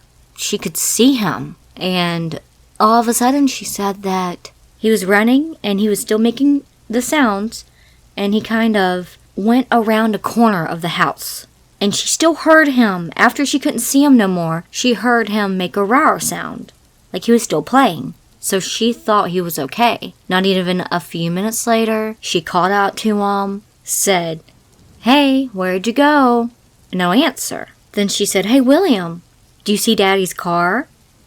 So she thought maybe he went down to the driveway, because that was like something that they did.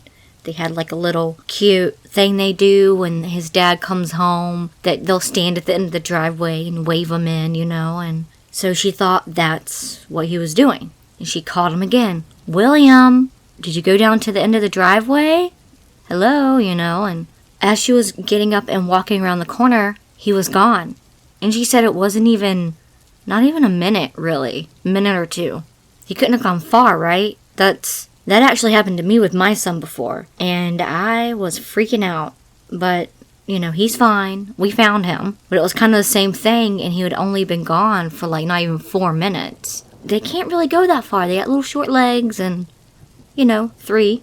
So he was gone. Thin air. She looked around. She said she went around the house like 10 times calling his name and saying it's not funny. He needs to come out, not to scare her. She went to the neighbor's house to make sure he didn't go over there. She said the neighbor came out and helped her. Some of the neighbors in the neighborhood. She looked everywhere. And by that time, like 30 minutes went by when he'd gone missing, and when they stopped looking and actually called the police. By that time, William's dad did get home, and they were distraught. She was beside herself. Her husband was so distraught. He said that, William called him his best friend, and it's very heartbreaking. They called the police. With not even an hour, there were, I think they said like 400 police looking. There were some that was even in different counties that came to help look. And then also people, normal people came to volunteer to help look for him. And they went 4 miles out of the search area thinking, okay, well maybe for some weird reason, it happens all the time that they find him outside of the search area. They searched for a week and they could not find him. There was no trace of him. There was a couple leads, but not really. The cops literally said, go back home, and we will do everything that we can. We are not going to stop. They got a lot of tips from the tip line, but nothing really stuck. Every day, every time the phone would ring, they thought maybe it was the break that they needed to find little William. His mother describes him as a very funny and unique, spunky, I guess is what you would say, type of kid. He was very lively and loved to play and laugh. And in the interview, his mother was holding a little doll. She was so upset because that was the little doll that he would sleep with. The only thing that could help him sleep is him cuddling with it. And she was just so upset that her son was probably scared and alone and didn't have his little protective doll. Like some people do stuffed animals, some people do blankets. This poor little boy They had no idea. They have no idea. They had 4 or 5 people of interest. The lead investigator said that they actually went through and interviewed over 1,000 people. They tried everything, and there were no answers. And remember, this happened in 2014. So this little boy has been missing for 6 years. The lead investigator went ahead and told the interviewer that there was no family ties to it, that they exonerated the family right away. Not sure how they did, but, police business, they did. And to be honest, this is my opinion, but when the mother and father were on there doing the interview, you could tell that they had nothing to do with it. That interview was a year after he went missing, and they were so broken, like any parent should be. They never lost faith or hope that their little boy would be found one day. And what I mean by that is, sometimes it's just, even though you know that your loved one has passed away, and you know that it's a big chance that they will not be found alive, you still get to bring that baby home, to be with family, and for the family to have a peace of mind that they know what happened to him. Well, there are new circumstances that came up. They actually came up in 2020, this year, about this case. This woman, her name was Amy, and she was babysitting these 2 boys, and the boy's last name was Abbott. One was named Jeffrey, but I don't remember the other boy's name, to be honest. She said that they were singing the William Tyrrell Come Back Home song, and then she overheard them talking about that they knew what really happened to him. So she busted in, I guess, and said, "Hey, what are y'all talking about? What do you know?" And they were scared to tell her. Scared to death. Because the person that the boys knew that did it said that if they told anyone, that he would snap their mother's neck. And these boys were only I would say 13, 14 or so. Not even that old. So yeah, think about it. When this went down, they had to have been 6, maybe 7, so they're really little too. I'm thinking it was a family member because the person that they said that hurt this little boy was Frank Abbott. The thing about Frank Abbott, is that he was actually one of the people interviewed by the lead investigators in 2014 on the missing boy. Abbott has a bad background. In the 1990s, he was acquitted of the murder of a teenage girl in Sydney. So, really, Well, Amy, the babysitter of these 2 young boys, the Abbott boys, actually testified in their behalf because the boys were too scared. She said and explained to the courts that the older boy, Jeffrey, told her that Frank Abbott killed little William and stuffed his body in a suitcase. Now, since these are such a recent findings, I'm guessing it's an ongoing investigation. So I can't really tell you any more about it, but I will tell you that I will make sure I will follow this case for you guys, and if any more information comes up that this lunatic a-hole got found guilty and sentenced to prison or death, or he should be sentenced to death. I meant, hello, he killed another kid. He's just getting away with it. I will let you know. I will add it to another murder mystery or true crime murder video. Or if it's so much information, I'll do a whole video about it. But they have, till this day, they have not found his body. He's still missing. This is just the words of young boys. So they're still investigating it. It's ongoing. I just hope they really get this psychopath. I'm sorry, if someone did that to my child, I would be going to prison for a long time. I would make sure that they went through extreme pain and agony. That's all I can say. This coming up week, I will also put out more videos, not just one. I'm sorry, y'all. It's just this week was so busy. And to little William, I am so sorry, little boy, little baby. I just hope that... No. I know you're in heaven. And you are in a better place. And I want to do prayers to his family too. To keep faith and keep going. Like they said in an interview, life does go on. With you or not. I hope y'all have a wonderful evening. Remember, like and subscribe to my channel. I will see y'all again Friday. Remember, it's scary out there. Hi everybody, it's Curious Raven with another true crime story. Today, this one will be about Philip Markoff. He is also known as the Craigslist Killer. I remember when this happened and everyone was freaking out and did not want to buy things off of Craigslist. Now, I know all of you probably know what Craigslist is, but just in case there are some younger watchers.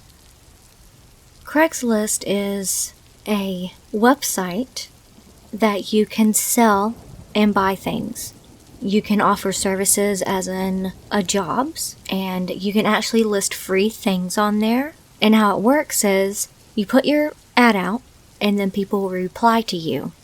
And then you mainly accept their offer and decide you want to meet. So you can get the money, and then they can come get the product, vice versa. This Craigslist killer, the reason why he was marked that was he would put up fake ads, and girls would answer to them, and he would have them meet him at a hotel room. They thought that they were safe, but unfortunately they were not. Let's talk about Philip Markoff first. He was born in 1986 in New York. He was in his second year of medical school in Boston. He found his victims through exotic ads on Craigslist. He was engaged to a woman named Megan McAllister. Everyone talked about how Philip was a very good student, straight A guy, popular in high school, very, very smart, and it was odd that he had this dark side to him. He hid it very well. His fiancée was blindsided by everything, and I feel for her. I cannot believe that she was engaged to this monster. It all starts April 10th, 2009, when Tricia Leffler was held up at gunpoint in the Westin Hotel 4 days after he put up his first ad. Tricia Leffler got away. But unfortunately for his next victim, Jelissa Brisman, she was actually found murdered in her doorway at Marriott Compilation Palace. It was said that she answered an ad from a man named Andy, and they talked through email and phone. Now, on April 16th, his next victim was Cynthia Miller. She was attacked at a Holiday Express. On surveillance from that hotel, they compared it to the surveillance of the murder of Jelissa, and they found out that it was the same man that attacked both of these women. Investigators ended up tracing the emails from this Andy guy to a guy named Philip. Police followed Philip for a while, and when he would touch things, especially like in a grocery store, when he was shopping and he would touch stuff and put it back, they would go and they would take fingerprints off of those items that he touched. On April 20th, 10 days later, police arrested Philip during a traffic stop. He was arrested because his fingerprints matched. He was at those crime scenes of the hotels. The fingerprints that they pulled from the weapons and from just random things in the hotel rooms to those 2 to 3 victims that were targeted. What was damning for him, the evidence, was when they actually did a search of Philip Markoff's apartment. This is what they found. The gun and a hollowed out med book. So, when he shot Jelissa, it was the exact same bullets and came from that gun. Then they found plastic zip ties that were used on the victims. The plastic zip ties matched up. And then the duct tape. The same duct tape was used as well. They found several unused cell phones that were purchased in February, 2 months prior. So, to me, he was planning on killing and doing something to his victims. Premeditated, that's the word. Under his mattress, the bed that he slept with his fiancée, they found a sock with 16 pairs of panties. They found 2 panties per victim, the 3 girls, and that's only 6 pair. They have no clue how long he's been doing this, so he could have had so many more victims than they know. On April 21st, he was charged with the murder of Jelissa. He had no bail. And on April 23rd, Philip tried to kill himself by hanging himself with his shoelaces in his prison cell. He was placed on suicide watch. On a phone call, Philip told his estranged brother to forget about him, not to worry about him. They found out that Philip was into BDSM, and they found that he was, on his phone records, was going onto porn sites. One of them was transvestional site. McAllister, the fiancé, broke up with Philip. I do not blame her. That is heartbreaking. And all he could say to her was, "I'm sorry." And that's it. Philip tried to kill himself again with a sharp spoon, but he failed. A year later, August 15th, 2010, still awaiting trial, Philip did succeed in killing himself. He wrote in blood, "Megan" and "Pocket" above the door. Philip cut major arteries in his legs and ankles, also neck. Then he put a plastic bag over his head, and he shoved toilet paper down his throat so they could not resuscitate him. He lay down on his bed and then died. In September 16th, 2010, they filed a Noel Prosky. I think that's how you say it. I'm not sure, y'all. But this meant that they dismissed the charges against Philip. I mean, he was dead. He never went to trial. So, they knew he was guilty. They also found Jelissa's blood on his shoes that Philip was wearing when they arrested him. And this monster, Philip, at the end, he did deny all allegations against him. Okay, y'all. I want to talk about this. This happened in 2009, and I was in my 20s, so it was all over the news, and people were freaked out about buying stuff from Craigslist. You have to be wary of people. Don't meet at your house. Meet at a really public place, like a grocery store, or a restaurant, or a busy parking lot, or, and during the day, not at night. That's bad. But this guy, when I first heard about it way back when, I thought it was like a scary story or something. I didn't, until I was a little older, I really believed, wow, there is really a Craigslist killer.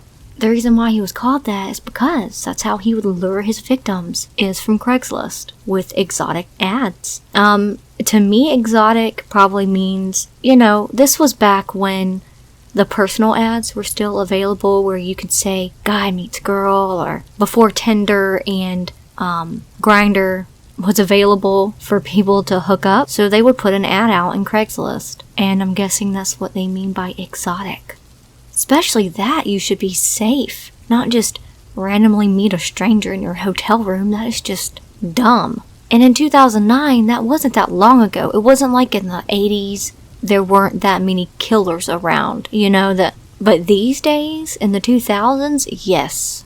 I'm just mad. Mad that these women could be blindsided by this evil person to do that to them, and it breaks my heart. And it's not just their fault, it's his fault too. He's disgusting, but you never know somebody. I mean, he was about to get married, and he seemed like a guy, and he had his head on his shoulders, and all of a sudden, he's a killer. Sorry this video is not that long today, but this is the case that I wanted to touch on. Recently, I am researching the Ted Bundy case. So, I don't want to make promises, but I think next Friday will be about the Ted Bundy murders. And that man was crazy. But anywho, I'm going to end this video, and I want y'all to have a happy new year. Today is New Year's Day. I love y'all very, very much. Please go like and subscribe to my channel.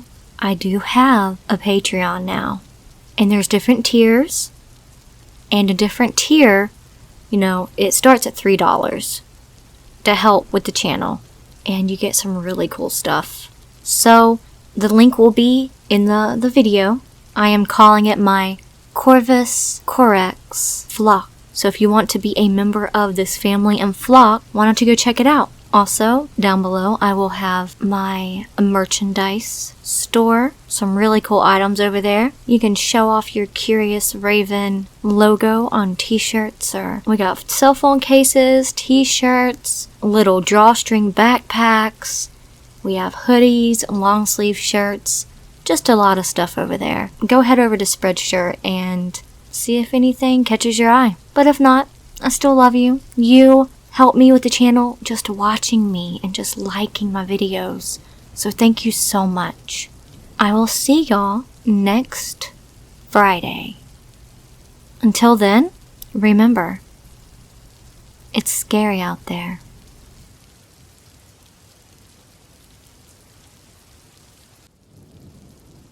Hi everyone, it's Curious Raven, again with another true crime. I will put a disclaimer or a little warning at the beginning of this video. It does have some sensitive material, as in pedophilia, and not good to listen around your children. Just letting you know. This is a very, very heinous crimes that this man committed. I just wanted you to be aware that this is sensitive material about children. I watched this 60-minute video from Australia about this a while back, and it came across my YouTube feed again. I remember the story like it was imprinted in my mind. Y'all, there are these type of people out there, monsters. Please make sure that you watch your kids and keep them close, and be careful who you trust. Now, the 60-minute video was about a boy named Daniel Markum. He was 13 years old, and the perpetrator is Brett Callum, 34 years old.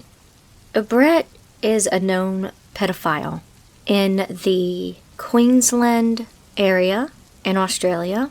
Even though the main story was about Daniel, they also added in what Brett did to the other children that he molested and abused, and this is going to be a tough one for me to talk about. I'm not even going to lie. It's hard sometimes. You gotta keep your emotions inside. So I'm sorry if I seem kind of cold throughout some of this, but at the end I will tell you what I feel. I mean, even right now I'm getting emotional, but I wanted to share Daniel's experience and his memory to the people that do watch this video. This is a very sensitive case. I need to stop rambling. I need to go ahead and just do it. I hope everyone's having a good Christmas Eve. This is when I'm doing this video. It will go out Friday. Today's Friday when you're listening to this. I am going to be spending Christmas with my family and then also going to my in-laws' house and having Christmas dinner. And I hope everyone is getting to see some of their family this year. COVID has been stupid. That's all I can say. That's how I feel about it. It's stupid. I wish it would just go away and never come back. That is my Christmas wish. Because so many people have lost family members from this virus. Me, I am immunocompromised, but I actually take one of the medicines for my lupus that makes it where I don't get COVID, so I think I'm very blessed. But I still wear a mask and everything just to be respectful and to be safe, just in case. You never know. Okay, back to the story. Me rambling, always. But this is the only time I get to talk to y'all. Hopefully soon I'll be more comfortable to do live streams and talk to y'all in the chat. And the last live stream I did not go that well. Only had one visitor, but I was only on there for about 20 minutes for me to record my last true crime video. I'm thinking about when I get more subscribers, I will do more live stream or try again. Anywho, the perpetrator. Let's talk about Daniel first, and then we'll get into the other things that Brett has done. Daniel Morkum, his mother describes him as a sweet boy. When he disappeared, he was about to turn 14 in a couple of weeks. He disappeared December 7th, really close to his birthday and Christmas. So I know this family had a horrible Christmas. It was in 2003 when this happened, almost 14 years ago. Brett Collum was driving down the road one day, like on a main road to get to the interstate. And along this road there are bus stops. And Daniel, the victim, he told his mom that he wanted to go over to the little mall to get his hair cut and to buy his parents and brothers Christmas presents. Well, as he was waiting on the bus underneath a bridge, here comes Mr. Nasty, disgusting Brett driving down the road, and he just could not contain himself. He sees this 13-year-old boy by himself, no one around.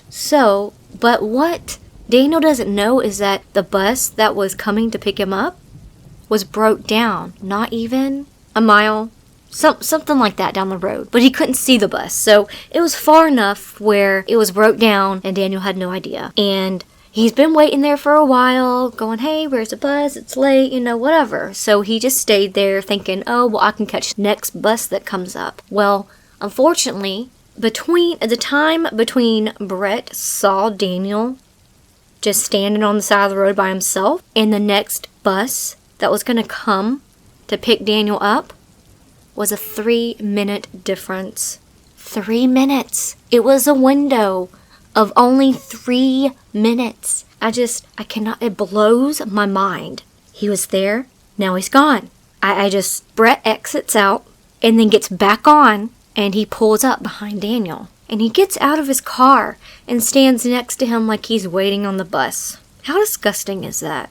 And he's starting to talk to Daniel and, tell him, oh, hey, what's up? Where's the bus? Is it about to be here? And Daniel's like, oh, I don't know what happened. I'm waiting on the next bus. It should be here soon and blah, blah, blah. And, that's when Brett was like, oh, well, what if it doesn't show up? And, filling Daniel with the doubts in his mind that he might be standing there forever. So he said, hey, well, where are you going? And Daniel told him, oh, I'm going over to the mall to get my hair cut and blah, blah, blah. And Brett's like, oh, I can take you over there. No big deal. It's like right up the road. I will take you. And he's like, I'm not sure. Brett sweet talks and acts like he's such a nice guy and says, no big deal. I don't want you waiting here and no one come and you really need to get this done. Let me give you a ride over there. And Daniel's mom said that she wasn't sure about how he actually got Daniel to get in the car with him.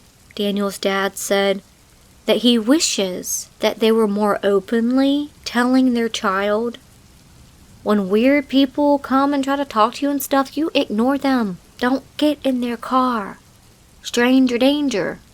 And I emphasize that with my kids like a bunch. I tell them the truth that there are people that will want to kidnap you and kill you. It's no joke. Emotional about that. Daniel gets in the car, and the parents think that when Daniel realized that he wasn't going towards the shopping mall, he was probably freaking out and realized he made a mistake. He was a smart boy, and, he was a little naive, but smart. Brett took Daniel 30 minutes south from the bus stop to a farm. Brett has been charged twice before for pedophilia, fondling and molesting little kids and strangling, and they didn't die, but it was like every time that he did it, it got worse and worse. He said this time with Daniel that he freaked out.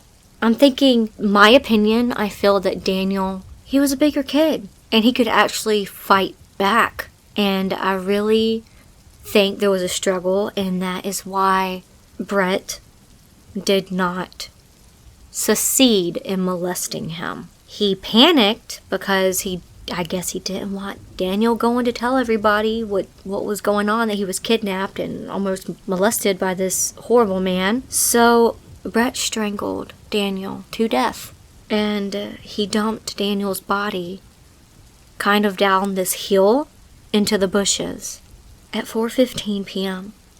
Daniel was not home, and his mom knew there was something wrong. She said she just had this gut feeling. Her name is Denise, and his father's name is Bruce. They searched for about an hour by themselves. They went down to the bus stop, to the mall, to see where their son was, and he was not there.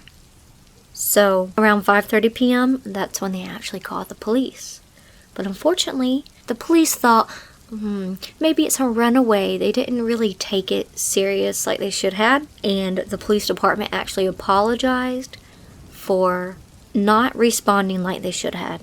But eventually, I think the next day, they actually started searching for the boy. The parents never stopped looking.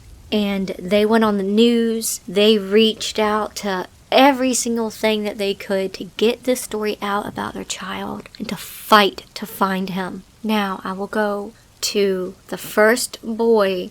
Now I'm going to go to the first boy that Brett ever molested. His name was Tim. It was 16 years before what happened to Daniel. And he was only 7 years old. The reason why Tim came forward was because when he heard all this news media about Daniel being molested, and when he knew that Brett was a suspect, he could not hold his tongue any longer. The reason why he said he didn't ever tell anybody is because at 7, Brett threatened him and his family that if he ever told anybody, he would kill them. And at 7 years old, you believe that. Where it happened, Tim was at a daycare. And they're outside playing in the grass and everything. And, a little bit of ways from the center. But it was still on the property, and I guess it was fenced in, and, they weren't concerned. This was in the 1980s, so being wary of people was not common. It was, you let your children just run around town, and there wasn't as much crime back then. People were more trusting, so not like these days. It was Tim and 2 other kids. They ran into Brett working on the grounds of the daycare center. At this time, Brett did not have any type of charges for being a pedophile. He just doing his other little crimes that he did.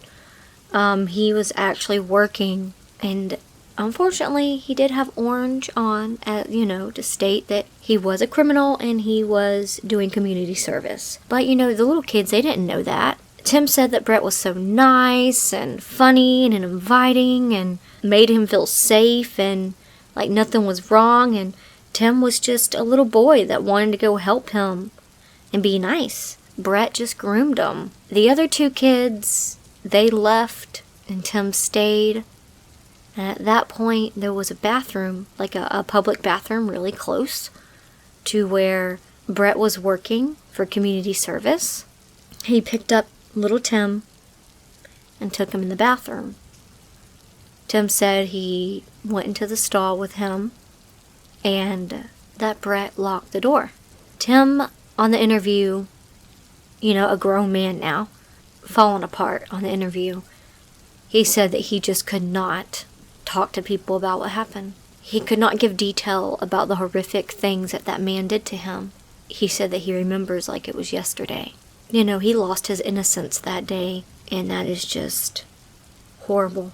After raping Tim multiple times, they heard one of the daycare workers call his name, and Brett got scared, and so he let little Tim out.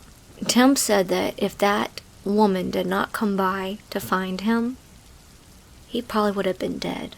So she practically saved his life. But to me, them MFs were not watching the children like they should have been. He should have never got that minutes to do that to that little boy. So disgusting.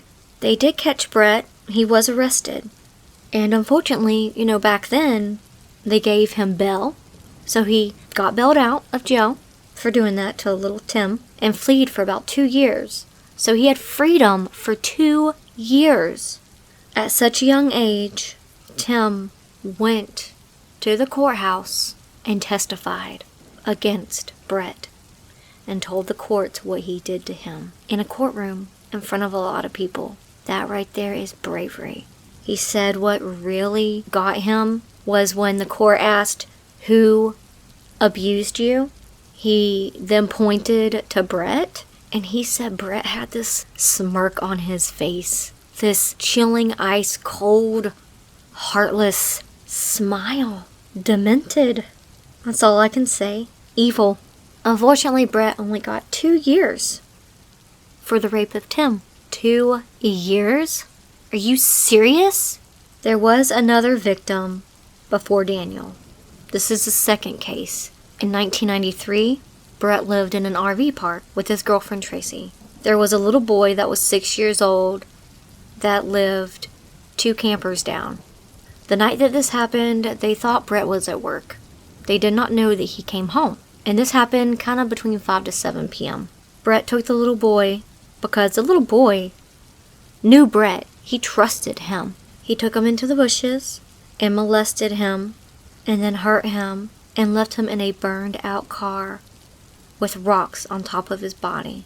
The little boy had a punctured lung. His eyes were hemorrhaged because Brett tried to strangle him to death. He also had a broken collarbone. This little boy fought for his life. He did not pass away. Nope. He walked back out of the bushes to his mom. And at that time, they were frantically trying to find him because they knew he was missing. And what makes me sick is that Tracy, the girlfriend, said that Brett's like, oh, we need to get this MF, that nasty pedophile, blah, blah, blah. I'm going to go beat his ass. And the whole time it was him. Wow. And Tracy also said that when Brett got home from work, supposedly, finally showed up after he did horrible things to that little boy, that he wanted to have sex with her. And she had sex with him. She didn't know what he just did. The little boy called him Rock Spider, and they turned him into the police, and Brett got 7 years in prison for this attack. Second attack? What the hell? He should be death sentenced, castrated, this is my own opinion, don't come for me, or life in prison. That's what should have happened. I meant 7 years. So this man has a really big track record of being a pedophile. And back then, they didn't have the system where pedophiles had to register, so you can look and see what pedophiles were on it and in your neighborhood. Back to Daniel's case. That was just a flashback of the things that Brett did. The police interviewed Brett 2 days after Daniel went missing. There were 20,000 leads in this case. Even more than that. But nothing turned up.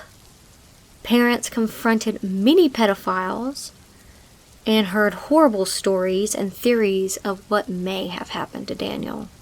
And they said it was horrible. Eventually, they did go back to the case and they cross-examined every interview that they did in 2010. Brett was required to appear in court in 2011, and he actually did. It was like an inquest. It was to just redo the interview again. What Brett didn't know, that the police knew his history and wanted to take him down.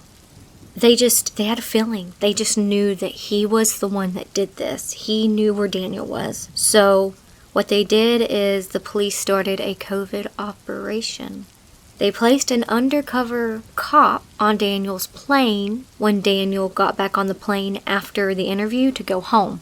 They set him right next to him, and his name was Joe. And Joe became friends with Brett, and they exchanged numbers and said, hey, let's hang out, blah, blah, blah. This operation took 5 months. Joe became really good friends with Brett. Joe acted like he was part of a big mafia, and he was a criminal. And after he befriended Brett and they got to know each other, he kind of got him into his little circle and with his little gang criminal friends, and they started selling guns. But see, all the bad things they did wasn't real. It was all set up. So this was like a huge amount of coordination by the police department to pull all this off, just to capture this monster. I mean, I applaud them. Well, he got into pimping, selling weapons, and drug dealing with his newfound friend Joe.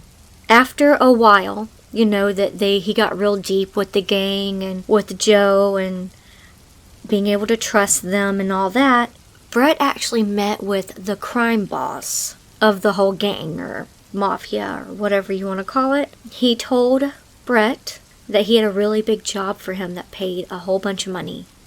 But he needed to know if there was anything in his past that might come up and bite him in the butt, where he will get arrested and be in prison for a very long time. He told Brett that whatever it was, it didn't matter whatever it was, that he would get it off his record. Like, he would make it go away. He would cover it up. Brett actually told him, not knowing the whole room was being recorded. There was a lot of recording devices for the meeting, and that the crime boss was a police officer.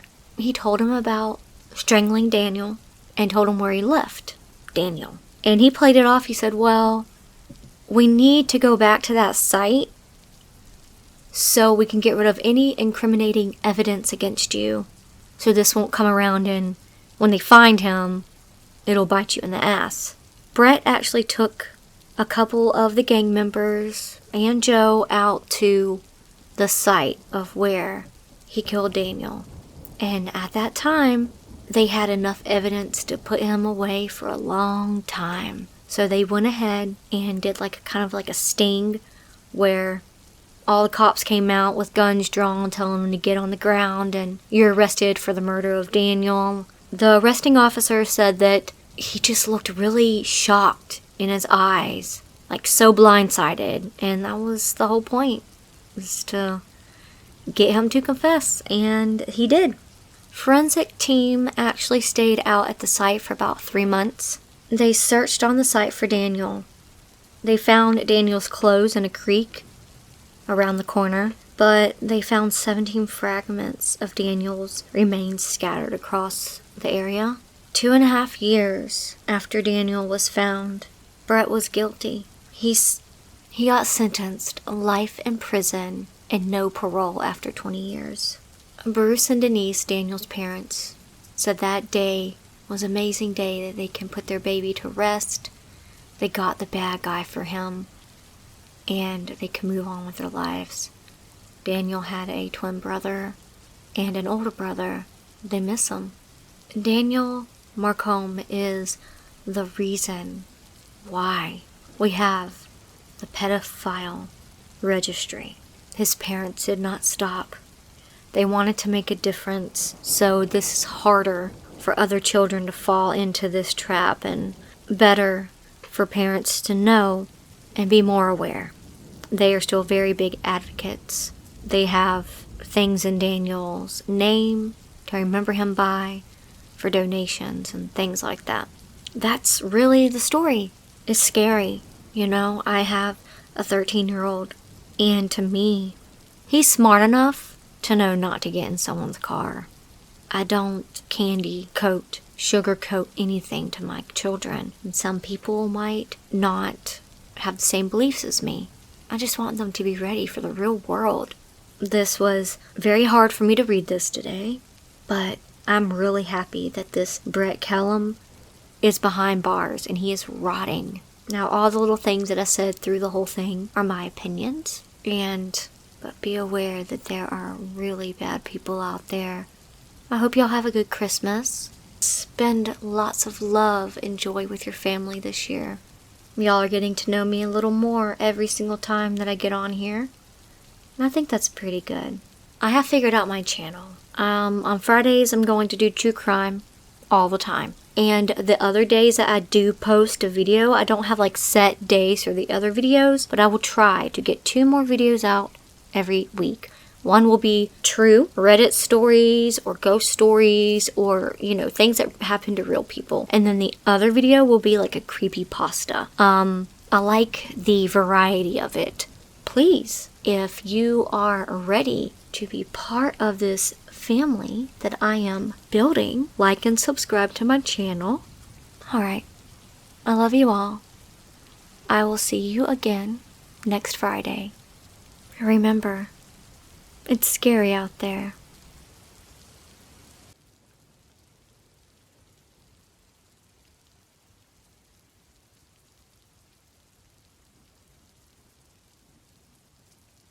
Just a quick warning, this video will contain explicit and sexual content. The video will tell some gruesome details about murder victims and crimes committed by a very disturbed individual. This is not a topic that can be treated lightly, and as such, viewer discretion is advised. Hi y'all, it's Curious Raven with another true crime. I do have a guest today as the Raven Dreams. He is an amazing and underrated narrator. If you have not heard of him, I'm sure you have, but if you have not, please go check him out. His link to his channel will be down below. Today, in this case, or can I say cases, we're going to talk about United States' most notorious serial killer, Ted Bundy. A lot of you already know who Ted Bundy is. Even 30 years later, he's still being talked about, and people still want to know the story. There are a lot of other YouTubers out there that have told his story, but I know that he is the most requested true crime story that everyone wants to hear. Again, this video will be long. At the very end, I will list off all of the known victims and what happened to them. Ted Bundy, in a nutshell, he murdered numerous women: California, Colorado, Florida, Idaho, Oregon, Utah, and Washington. He made his way around the block, is what I'm saying. His first attack was in 1974. The police are thinking this is when his crime spree started, but they're not sure. It could have happened way sooner. Now, Ted Bundy did, at the very end, he confessed to 36 attacks and murders. Some of his victims did live, and they're very lucky. But we all know that he probably killed more. Those are just 36 that he said. I meant, he probably lost count. I'm just saying that Ted Bundy probably forgot, unless he wrote them down in a notebook, and I don't think he did. That was never a thing that they came across, and something that was never in evidence, but that's my own opinion. Now, I am going to go ahead and start this. Theodore Robert Bundy. He was born November 24th, 1946, in Vermont. He did have a rough childhood. He did live with his grandparents, who raised them as their son. Unfortunately, I guess Bundy's mother, when she had him, she was too young, and so Bundy thought his mother was his sister. That kind of messes you up. That right there. And it's said that Bundy said that he didn't find out who his real mother was, until way later in life. Maybe that has kind of contributed to his mental illness break, his psychotic binge. I don't know. That's just me speculating. Now, when Bundy was a child, they said that he did show signs of conduct disorder. He would go around the neighborhood and peer into windows like he was a peeping Tom. And then when he got a little older, like in his teenage years, he would break in and steal from his neighbors. They said that when Bundy was 3, that he had this weird fascination with knives. What the hell? Like, why would you let a 3-year-old play with knives? That's just weird. They said that at a young age, he was looking at violent pornography. There is a large body of law enforcement that believes that Bundy killed a neighborhood girl when he was still a teenager. But he never confessed to it. That's just speculation, just a hunch. Also, I have read that later down the road, when he was going through his killing spree, the authorities believed that necrophilia may have been acted upon on some of his murder victims. Now, this is disgusting. Disgusting. They said that he would keep the bodies for a little bit while he did his necrophilia on them, and he would dispose of them when the body was too decayed to have sexual intercourse with it any longer. This case bothers me so much. Doing the research on it, every time that I've had to go through all of the information, it makes me feel sick. He was truly a monster. Bundy's first attack is believed to be in January of 1974.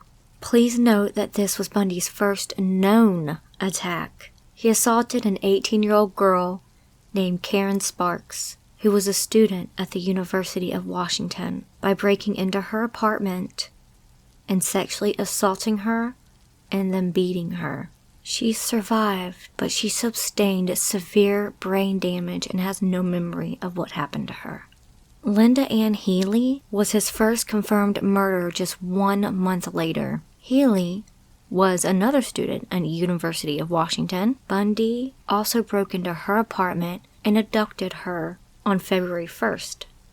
He later confessed to the murder. From the span of January to July of 1974, Ted Bundy is believed to have killed 8 women in Seattle. Bundy killed Healy, Donna Gail Mason, Susan Elaine Rancourt, Brenda Carroll Ball, Georgianne Hawkins, and Denise Naslund, all in Seattle. After killing Rancourt, Bundy also killed Roberta Kathleen Parks in Oregon. So he was just traveling around. They said that his victims shared a similarity, that they were all kind of in their early 20s with long, dark hair that was parted right down the center. Now, Bundy in Washington, he was going to college, and he actually graduated in 1972 with a major in psychology. See, Bundy was very smart. Very, very smart. They said as a child he was very bright, but he just didn't do really well in school because he didn't get along with his peers. A little later on, Bundy then moved to Salt Lake City to attend law school, where he killed additional women. Now, his law school was in Utah. In Salt Lake City, he murdered Nancy Wilcox, Melissa Smith, Laura Aim, and Debbie Kent between October and November of 1974. Bundy did attempt to kidnap Carol Duranch, but she escaped. On November 8th, 1974, Duranch was shopping when a man who identified himself as a police detective stopped her. He said that there was attempted theft of her car and called her outside to do a police report. According to Duranch, Bundy claimed that the police were holding someone at the station and he needed her to go with him. He then pulled over, handcuffed her, and attempted to hit her with a crowbar, but she escaped. She reported the attempted kidnapping to the police, which led to his arrest in August of 1975. Bundy, when he was in college, was heartbroken because one of his ex-girlfriends broke up with him, and she had long brown hair with a part down the center. And they're thinking that all his victims resembled his ex-girlfriend. When he met Liz, he fell in love with her. There was just something about her that he could not get enough of. But she also looked like his ex-girlfriend. He fell in love with her before he started his first unknown kill, and in the background, she was hearing all of these accusations of him. As the Raven dreams, he will actually be reading more of when he was arrested and everything. I'm just kind of doing a little before he breaks it down a little more. But just remember, Liz is in the background as his girlfriend when all of this crap is going down. And people kept telling her, like her best friend and everything, kept telling her, there's something off about him. There's something off about him. And she was so in love and just didn't want to accept it. But she will be key to his arrest. So keep that in mind. Now, after Bundy tried to kidnap Duranch in Seattle, in Utah, Ted Bundy killed Karen Eileen Campbell in January of 1975. Campbell's body was found nude about a month later near Aspen Ski Resort. Bundy also later confessed to this killing. Bundy killed additional women before being arrested. He murdered Julie Ann Cunningham, Denise Lynn Ulverson, Lynette Dawn Culver, and Susan Curtis. Around that same time, Bundy's longtime girlfriend, called the police, told ya, and shared her suspicions about Bundy. At the time, news of the kidnappings and possible murders were making headlines, and Bundy's girlfriend, Liz, suggested Bundy's name to police as a suspect. After an initial call to the police, they brought Liz in for an interview. Liz mentioned an incident about following a sorority girl when he was out late at night, and he would follow people like that. But he tried not to, but he just did anyways. Liz found a bag of women's underwear, a bowl of house keys, and a knife in his car. Liz also shared an anecdote which raised suspicions for her. Liz said, "The night Brenda Ball disappeared, he'd been with me and my family, and he left early in the evening, and then the next day was late to my daughter's baptism. And then he said, 'It's pretty scary, isn't it?' So she was really suspicious of him." Y'all, I'm very sorry about some noise in the background. They're doing construction, and I do have neighbors that have very large trucks, and they're very loud. So excuse the rumble in the background. I do apologize. Sometimes it's very hard to record. In August 1975, Bundy was pulled over by police and arrested. While driving through a suburb of Salt Lake City, Bundy was pulled over by police. They found handcuffs, a rope, an ice pick, and more in his car, and arrested him as he matched the description of Del Ranch's kidnapper. The police also obtained a search warrant for his apartment, where they discovered more circumstantial evidence. How Bundy got these women to kind of go with him was he would lure his victims into his car by pretending to be injured and asking for help. On March 1st of 1976, he was convicted of kidnapping DeRanch. On March 1st of 1976, Ted Bundy was convicted of the aggravated kidnapping of DeRanch. He was sentenced to a minimum of 1 year and maximum of 15 years for kidnapping. But because he was suspected in Campbell's murder, he was sent to Utah to stand trial in that case.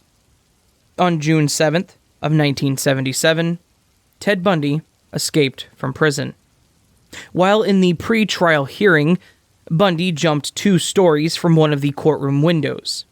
He was missing for 6 days, until Bundy was captured by the FBI, and Bundy went straight to trial after being found. 5 new charges were filed against Ted Bundy on June 16th of 1977. An FBI document shows that the additional charges included 4 felony charges, 2 counts of felonious escape, and 1 count each of burglary and auto theft, and a misdemeanor count of theft. Conviction on all of the escape-related charges that Bundy faced could alone amount to 90 years in prison and $130,000 in fines. On December 30th of 1977, Ted Bundy escaped from police custody for the second time. After reports from other inmates that Bundy was planning to flee, he escaped jail. Prison guards had planned to hire a welder to install extra bars in Bundy's cell after the reports that he was planning to escape, but the welder never got around to it. The sheriff's department reported that Bundy removed the light fixture, slid through the 12-inch hole, crawled through the ceiling, dropped down in a different location, and walked out of the jail. Bundy made his way down to Tallahassee, Florida, and attacked women in the Florida State University Chi Omega sorority house on January 15th of 1978. Bundy had been living in an apartment near the university under the new name Chris Hagen. He broke into Chi Omega while the members were asleep and beat repeatedly and strangled 2 of the women, Margaret Bowman and Lisa Levy, to death.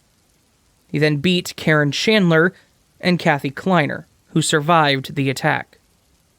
In addition to the women in the Chi Omega house, Bundy also attacked Cheryl Ann Thomas in her home the same night, just a few blocks away. He broke her jaw and severed a nerve ending near her ear. Ted Bundy murdered 12-year-old Kimberly Leach on February 9th of 1978. Bundy abducted Leach near her junior high school.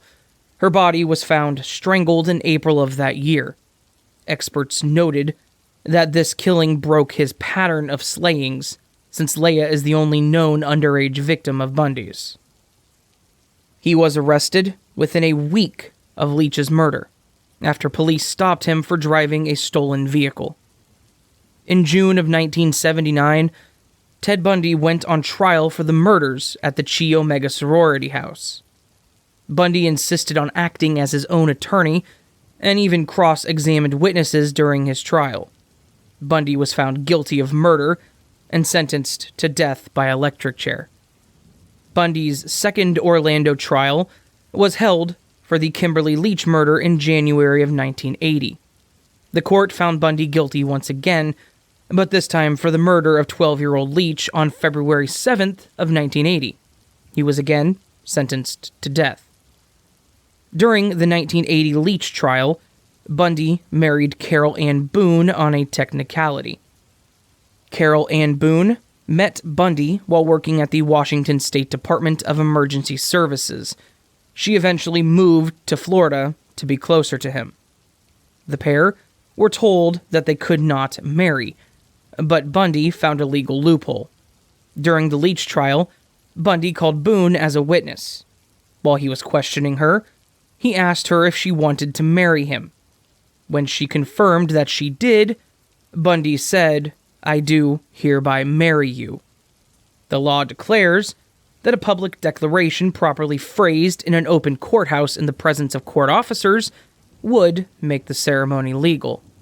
So, the two were legally married during the trial. In 1981, Boone gave birth to Bundy's daughter. Bundy became a father while on death row to a baby girl named Rose. Conjugal visits were not allowed at the prison in Stark, Florida, but according to Boone, it was fairly easy to break the rules. In an audio recording of Boone, she said, "There was a blackguard who was really nice. After the first day, they didn't care. They walked in on us a couple of times." Boone and Bundy divorced in 1986. Boone moved out of Florida and divorced Bundy in 1986, according to Refinery 29. She took her 2 children, Rose and her son from a previous marriage, with her. Ted Bundy was executed by electric chair at 7:06 a.m.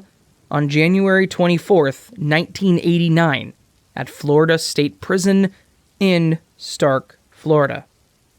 After spending a little over 9 years on death row, Bundy's life ended in Florida. His final words were, "I would like you to give my love to my family and friends." It is speculated that Bundy may have killed over 100 women.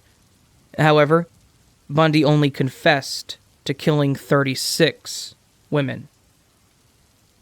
List of Bundy's victims.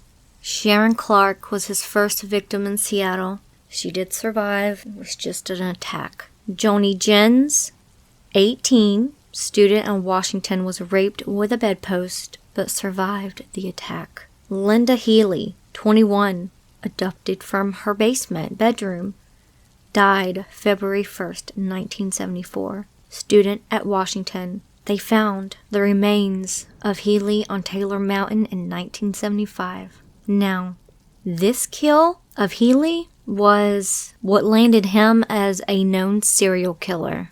Donna Mason, 19, was killed on the way to a college concert. She died March 12th in 1974. He said he burned her skull in Liz's fireplace. He was trying to cremate it. He disposed of the body in the Cascade Mountains. Susan Rancourt, 18. She was kidnapped on the way to go see a movie, and then he killed her. She died April 17th in 1974, and later her skull was found near Taylor Mountain.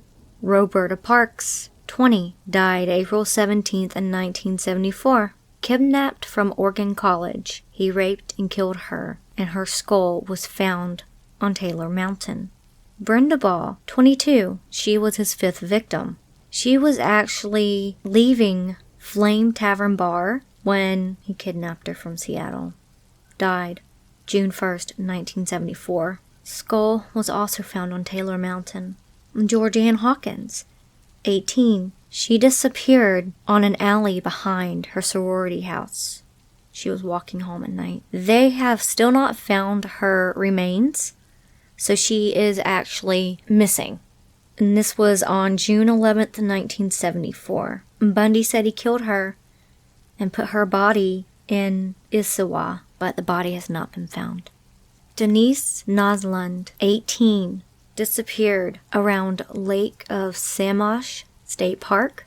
Her body was found on a hillside near Lasqua. I'm probably not saying that right. I'm very sorry. I'm trying my best. Janice Ott, 30, died July 14th, 1974. She disappeared also at Lake Samosh State Park. Her body was found in Issaquah.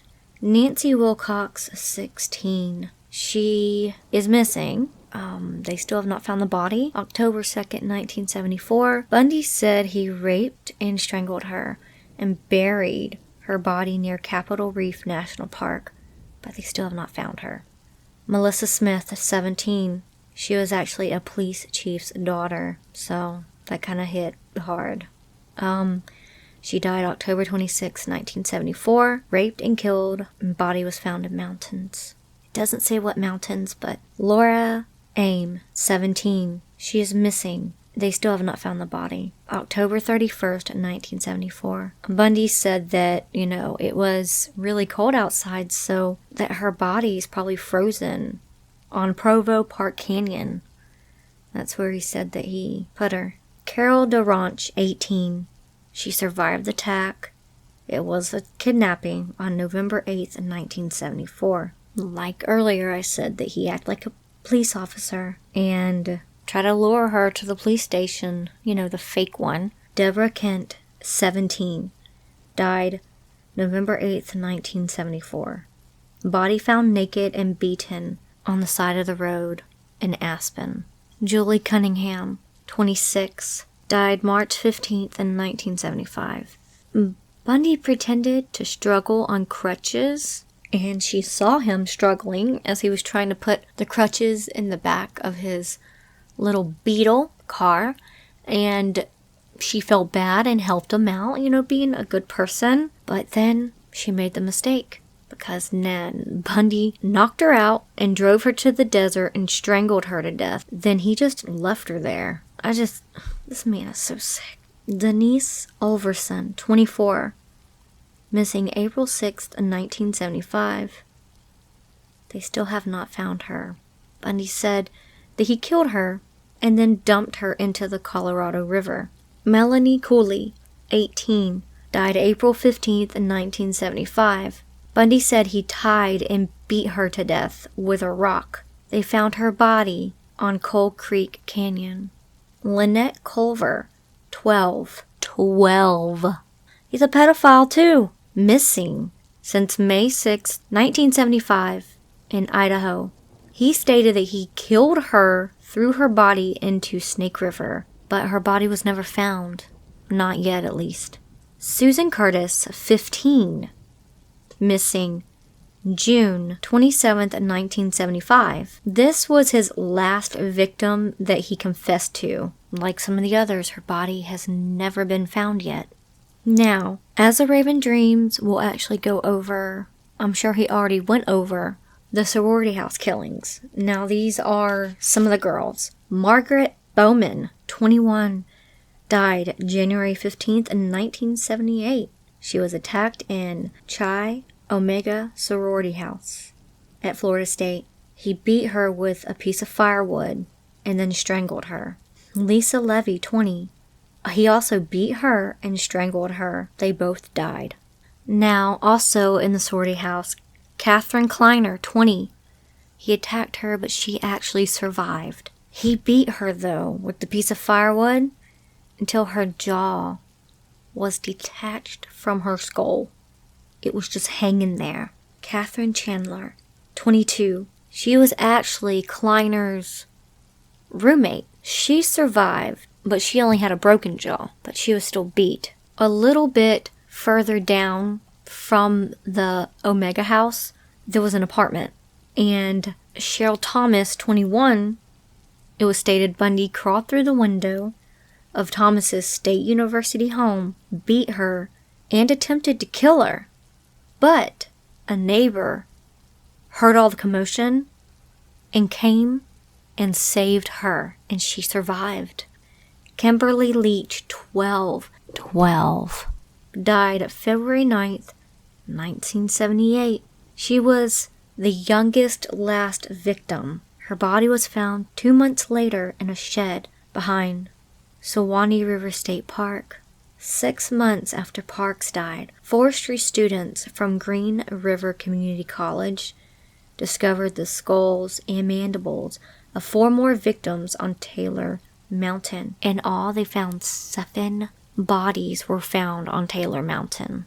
When Bundy died, he requested that his ashes would be dispersed on Taylor Mountain. He said that it was one of his favorite places to think, and I guess it brought him back to his victims. To me, that's just disgusting. He did not deserve an opinion on where his body went. This is my opinion, as Curious Raven's opinion, my own, no one else's, but that man was disgusting. He hurt all of these women in a span of 4 years. 4!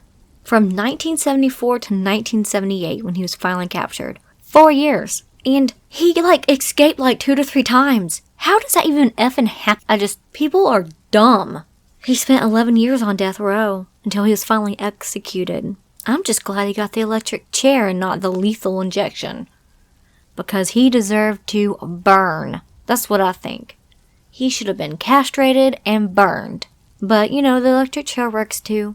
It's very painful. I understand a little bit, but I don't understand a lot of the human psyche of serial killers and psychopaths. Were they just born evil? They say that a lot of serial killers supposedly they all have in common of either a very bad childhood, abuse, or a head injury. It's kind of like the theme of what might have triggered them to start hurting animals and hurting people.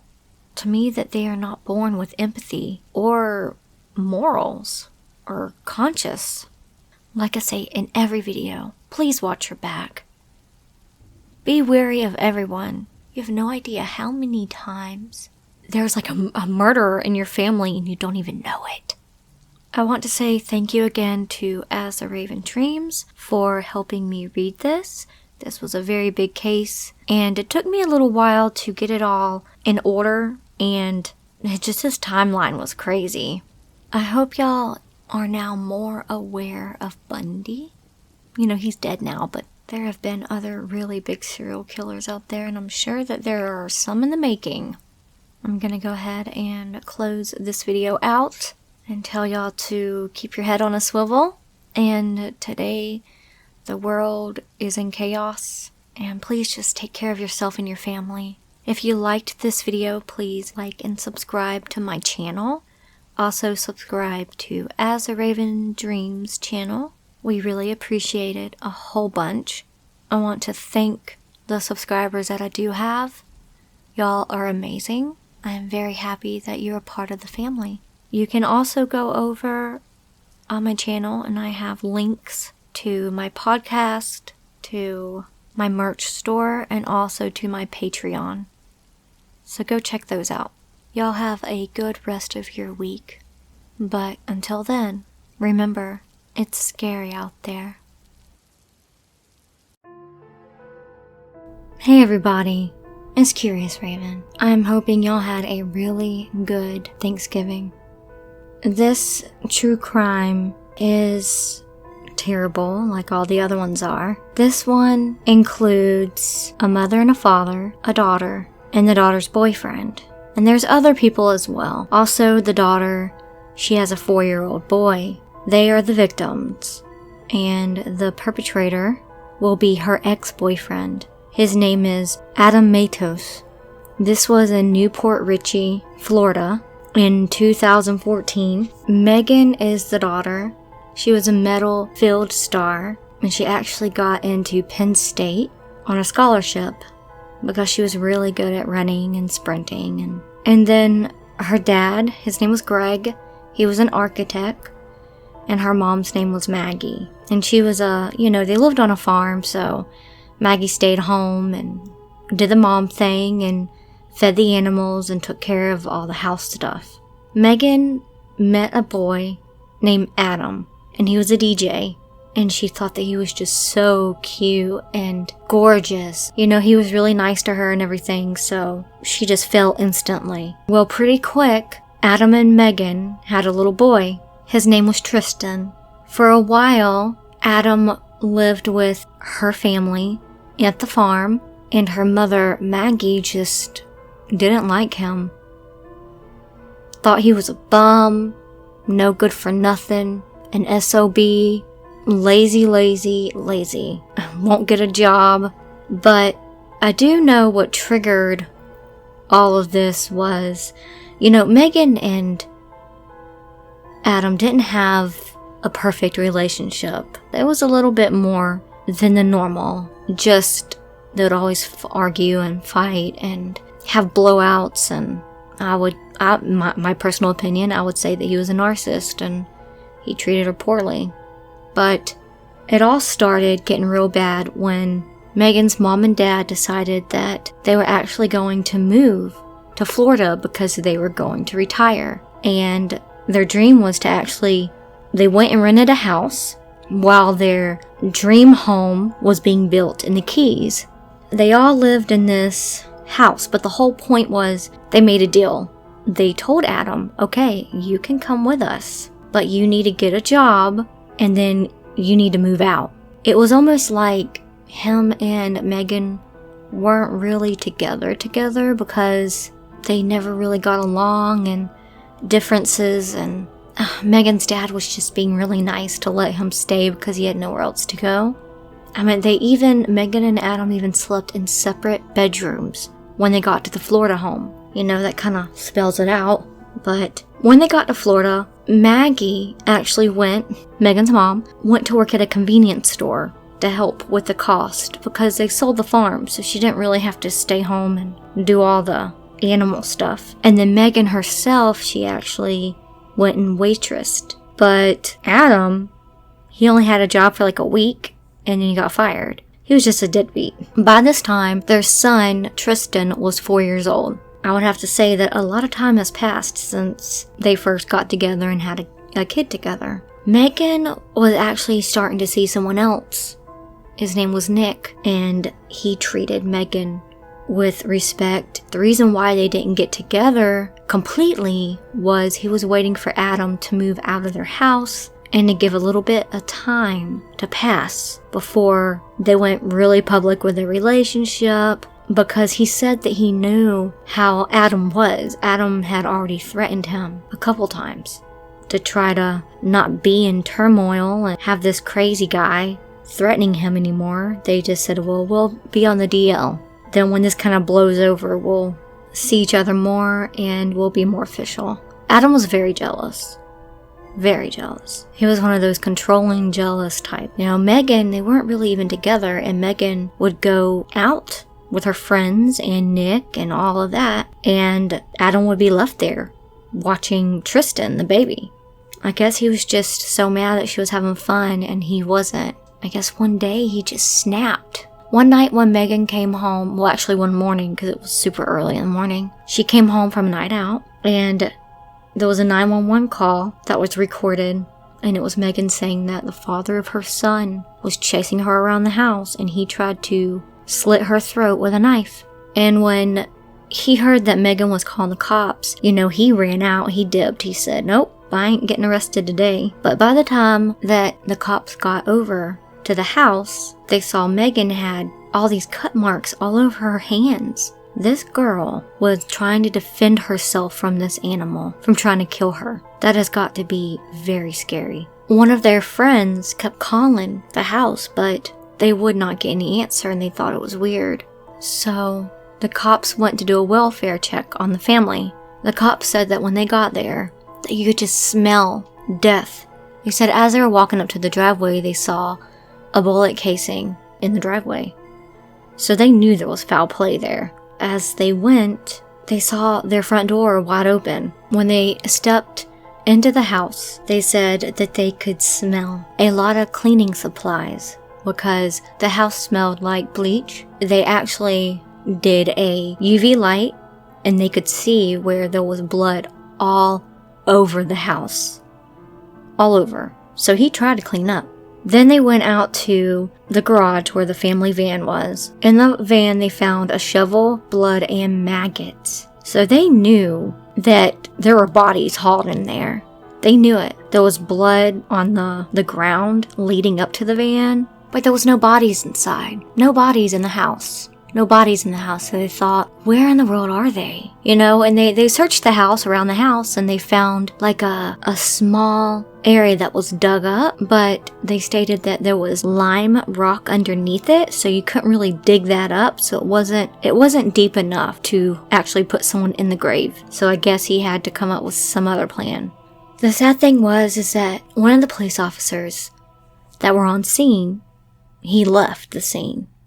I guess to go do something else or whatever while everyone else was there. And he said that he went past this area that he could smell that same dead. It was just like a big field with some trees and a little hill. And so he got out of his car to go investigate. He found 4 bodies just stacked up in a pile. They weren't even buried. They were just laying there, decomposing.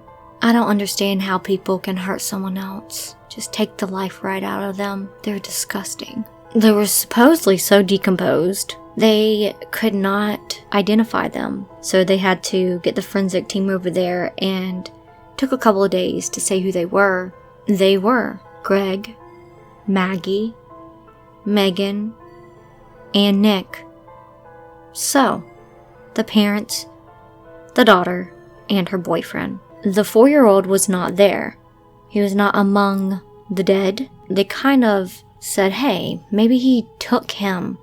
Let's pray that he has him alive, that he didn't kill him too. I do want to make a correction. It was 6 days until a friend actually reported that she couldn't get a hold of the family. And so 6 days went past, and that's why they were so decomposed. First, the cops, you know, before they even knew Nick was in the pile of bodies, Nick was a suspect and so was Adam. They didn't know which body it was in the pile until they actually identified that Nick was among them. They found Adam not very far from the murders at a hotel, and sure enough, he checked into the hotel underneath his real name. He was very calm, and he didn't even pick a fight with the police when they went to arrest him. The little boy was there with him and he was fine, safe. But Adam, he lied. He said it was not him, that he left because Megan's mom told him to leave. The little boy, Tristan, was actually the one that put his dad in jail. Tristan actually had autism. He went through a lot more. I have an autistic son, actually, and they just feel emotions completely different than us. They get sensory overload, and they remember stuff better than we do. Tristan said that he described hearing the gunshot that killed his mother and saying, "Please don't." He grabbed a little doll and he wrapped it in a little blanket and he started pounding on it, saying, "Mommy, mommy." And finally, the poor kid points the finger at his own father and said, "Daddy killed Mommy." They all know Adam was a bad guy. He threatened to kill her. He tried to stab her with a knife. He was very jealous and very controlling and a manipulator. So sad to say that I've been with people like that. I'm just blessed that I got away from them. Unfortunately, Megan was killed with a gun, but Maggie, Megan's mom, was bludgeoned to death with a hammer, and he attacked Nick too with a hammer. The medical examiner said that Nick had 21 blows to the head with the hammer, and that they could tell that he tried to defend himself. It just breaks my heart. Also, Greg, the dad, they said they found him in the closet. where all of his hunting gear was and rifles. He was shot in the closet. So they're thinking that he tried to go for his hunting gear to try to protect his family, but unfortunately, Adam killed him first. They said that they think that Greg even loaded one bullet into a weapon, but was not fast enough. He shot him twice, and he shot Megan in the face. The reason why no one figured out before a week was that, and get this, Adam went next door to say the whole family, except for him, went out on a hunting trip. And he actually stayed at the house. And he would go next door and hang out with the neighbors periodically while supposedly the family was out on a hunting trip. It's just, he's sick. Sick. Less than 2 weeks after being captured at a Tampa hotel, Adam Matos was charged with the first-degree murder of the Brown family and Nick Leonard. He faces 4 counts of murder and the death penalty at trial. The family that was left behind, they had cousins. Nick's family, his mom, was beyond herself that she lost him because she told him not to even go around until Adam was completely out of Megan's life. I know I probably missed some things in this case. There's just so much. And I might have, correct me if I'm wrong, if I accidentally said something that wasn't correct. But this is what I got from everything that I read, the videos I watched on the case. I will put a link down below where you can actually go and read all of it for yourself because there's more. There's more details. I just didn't want to leave anything big out. But till this day, this Adam guy, he literally said it was self-defense or something, that they were trying to kill him, but no, he just couldn't handle his jealousy and he slaughtered a whole family. He was found guilty. Adam, he said that I would just like to apologize to the family of the victims. He was actually sentenced to life in prison without parole. For a while, Tristan stayed with some family members, but then he got adopted by an adopted mother. And unfortunately, she, would send pictures of Tristan to him until he turned 12. I guess that's when Tristan got to actually have say-so. When I read this story, wow, just one person, guys, just one person could murder 4 grown adults. It's that easy, that simple. There are some crazy people in this world. Crazy people. I really don't know what else to say. Very sad story. I know it sounds bad. I wish they had like you can choose torture as their punishment. A torture until death. Not just, you can sit in prison with free food and free medical. You get to chill and hang out and do nothing and be lazy and watch TV and listen to the radio. And, these guys, they get used to it where they're okay. It's called being institutionalized. Some guys, when they do get out, they don't know how to live in the world and they'd rather be back in prison. So they do stuff to get back in prison. I just really hope this guy rots. Okay guys, I'm not sure exactly what story I'm going to do next week. I will try to do a collab with somebody. It's coming up soon, I'm not going to say who, but one of these upcoming weeks, upcoming Fridays, it'll be me and another narrator doing a true crime story together. So I hope, alright you guys, talk to you next Friday. Please, you know the deal. Go like and subscribe to my channel. And remember, it's scary out there. Hi y'all, it's Curious Raven. Again, we are doing the true crime. I do want to put a disclaimer that some things that I do talk about on here are gruesome and explicit. Not for everybody. Just know that sometimes these things can not be for the faint of heart. Just listening to it freaks them out, so just keep that in mind, especially if you have your children around. I actually went down a rabbit hole on YouTube. I like true crime videos and 60-minute crime videos. Also, I started watching this one guy I really like. His name on YouTube is Mr. Ballin, and he tells really good stories, so I would go check him out. Also, did everybody see the collab that I did with Lady Spookaria and As the Raven Dreams? They did an amazing job. I love doing narrations like that because I can put more emotion into it. It's kind of like acting, sort of. And I know it just sounds really good. I like that. But, this is me just talking. about a bad murder. This one is a little, I would say, it's more of not a heinous crime, but a malicious crime. Backstory, okay? This happened in the year 2012. This young man, he was 19, and he lived in Pennsylvania. His name is Daniel Klinger. He had a girlfriend named Sammy Heller. She was 17.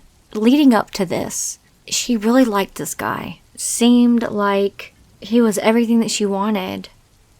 But, things took a bad turn, and he ended up being crazy. You know those narcissistic people where they say, oh, if you leave me, I'm going to kill myself. That's kind of how like this guy was. He was pushing her into walls and threatening her that he's going to kill her. He even threatened her that the next time they got in the car, he was just going to run into something and kill both of them because she tried to get away from him. She said no. She put her foot down, said, I'm going to get away from him. And her mother still does not know how he actually got her to go with him. He was a manipulator.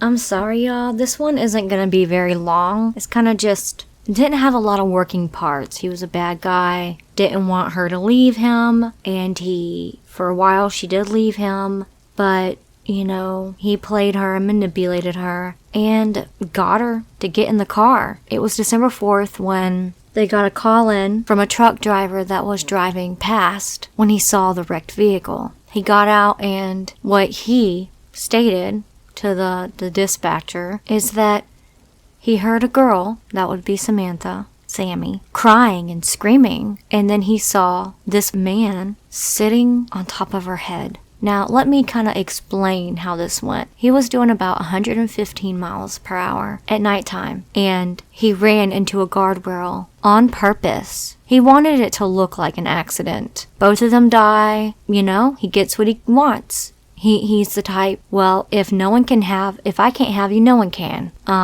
He's really sick. He's a sick asshole. Well, how it displayed was that Sammy was face down on the ground, but she was like kind of halfway hanging into the car, halfway not. She had her front half on the ground, like she was trying to crawl out of the car. She was screaming and crying. So she was still alive. When the trucker saw that her boyfriend, Benjamin, was sitting on top of her head and torso, smothering her, he tried to say that, oh, that's how he landed. But the investigators said, no, you had your seatbelt on. You had to take your seatbelt off. You had to crawl across her seat to then go sit on her face. Well, on her head, and then her face was pushed into the ground and she was smothering. Well, get this shit. This is what I don't get. I mean, what moron.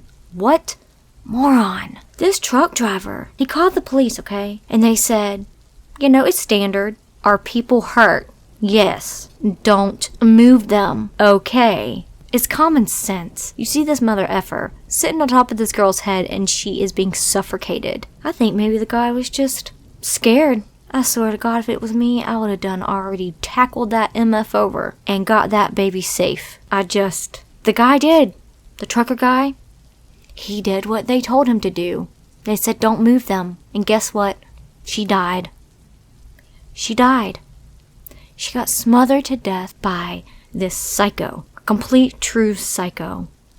I'm sorry. I'm just so baffled about how he planned this. He got her in the car. That's like someone's worst nightmare, is when someone else is suicidal and they want to take you down with them. So they run into a guardrail, and when you both don't die, then they come out and kill you anyways. Eventually, her boyfriend actually confessed that yes, he did intentionally kill his girlfriend. The investigators said that Benjamin tried to say that he was acting like he was going in and out of conscious, like he didn't know what he was doing. But then they found out that, yeah, that was a lie. He knew what he was doing. Oh, get this. And Sammy might have been pregnant with Klinger's baby. From the car, the detectives, they recovered marijuana cash, a digital scale, a pipe, pills, and a black air pistol.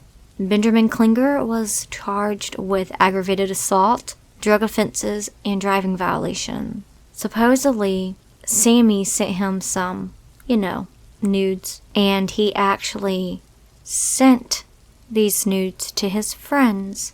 Separately, he faces a charge of disseminating explicit sexual materials to a minor from allegedly sending out photos and video of Sammy. So he's being charged. He's so disgusting. Also, it was verified by a doctor that, yes, the cause of death was from someone smothering her. In 2014, Klinger was sentenced to 28 to 56 years in prison for Sammy's death. He was charged to third-degree murder. This guy should have got first-degree murder and life in prison. He took away this innocent child's life. Just sometimes I know it's hard to get away from a narcissistic type of person. They make you feel like everything's your fault and that they won't hurt you again. There needs to be more awareness about this kind of stuff. But this one stood out to me when I was looking true crime videos about how she was just trying to live and he was determined to kill her. I hope he rots in prison. Alright, y'all. I'm not sure which murder case I'm going to do. Maybe I'll do a mystery one. One that has been unsolved. I'm not sure if y'all would actually like that, but we'll see how it goes. There are monsters out there in the world. Just remember, watch your back. Don't trust everyone. Be wary of people. Alright, I know this wasn't a very long video. Sorry about that. But I wanted to tell y'all about this because it's freaking sad. It's kind of like having her memory live on. I hope her family found peace and... Alright, y'all. Please tune back in on Friday. Any other time you want to listen to my videos. I usually put out around 2 to 3 videos a week. It just depends on how busy I am. Remember, please go like and subscribe to my channel. And comment down below if you want me to talk about any type of true crime. If you're interested in learning more about something, I will go down a big rabbit hole and get all the information and bring it back here and talk about it. Remember, it's scary out there. Hi y'all, it's Curious Raven. This is another true crime murder story. This one is an international story from Australia. When I read or heard this story, first I thought it was just about, a young girl getting murdered, and there was suspicious activity around it, but when the story unfolded, it disgusted me. I just could not believe it. It was truly out of a horror film. Like you would think it was a movie. I like to watch a lot of 60 Minutes, especially Australia. I think it's a girl's accent that I like. But, well, let's get on with it. This is a very sad story. A lot of lying, a lot of backstabbing, and about a little girl that did not deserve to die at the hands of her adopted family. Her name is Tiali Palmer. Her mother is Cindy Palmer, and there are 4 people that are in her adopted family. Rick is one of them. He would be the adopted father. Trent and Josh are the adopted brother, like her brothers. And then her adopted mother's name is Jolene. I wanted to go ahead and put out all the names, so when I talk about them, you know who they are. Okay, and I'll kind of remind you as well. This happened in Australia, like I said. They call Tiali Tia, so if you hear me say Tia, I am talking about the victim. The perpetrators are mainly Rick, but also the adopted family as well. Cindy, the mom, let me give you some backstory. Was younger, and she was in an abusive relationship, and it was so bad that she was afraid that she would wake up dead, or her daughter would wake up dead. So she did what any parent would do, give her daughter a better life. Well, that's what she thought she was doing. She went ahead and contacted an adoption agency and told them, until I can get my life right and away from this toxic relationship, I want someone else to take care of my daughter better than I can at the moment. So she put Tia into a foster care. but she was involved still in her life. She would talk frequently to the adopted parents and her daughter, so it wasn't like she just left. But she did struggle because after her abusive relationship, she kind of just went downhill. She started doing drugs, and she was devastated after putting her daughter up for adoption. She just couldn't live with herself, and so she went downhill. Like I said, she loved her daughter very much. It wasn't that she was a bad mom. She was trying to be a good mom. Cindy said that when she first talked to Rick, the adopted father, about adopting her child, she said Rick told her that when he was younger, he used to be in gangs and run prostitution rings. And she just felt really weird about it. She said he was really weird. And the adoption agency said, hey, look, these people, they run a daycare out of their home. There's never been any issues with them. They have adopted before, and they have money, and they're stable, and they would give Tia a good home. Tia was 7 years old when she went into foster care, and she started living with Rick and her adopted family. She was only 12 years old on October 30th, 2015, when she was murdered. Her remains were found 6 days later. Tia had troubling instances where she would run away, but, they would find her within 2 hours, or she would come back within 2 hours. In my opinion, she was unhappy and didn't want to be there with those people. The whole story goes is that Trent, he was 18 at the time, and Tia was only 12. Something that happened between him and Tia. He says that he feels bad about it, that it wasn't supposed to happen, and he opened up to a friend on Facebook that he had sex with Tia, and he didn't know what to do. He was scared someone will find out about it and he would end up going to jail. So this friend, eventually Trent would tell his mom, Jolene, about it, and unfortunately, his dad Rick found out about it, and his dad Rick was very scared for his son. Did not want his son to go to jail. And I guess the best way he thought to handle it would be to kill Tia,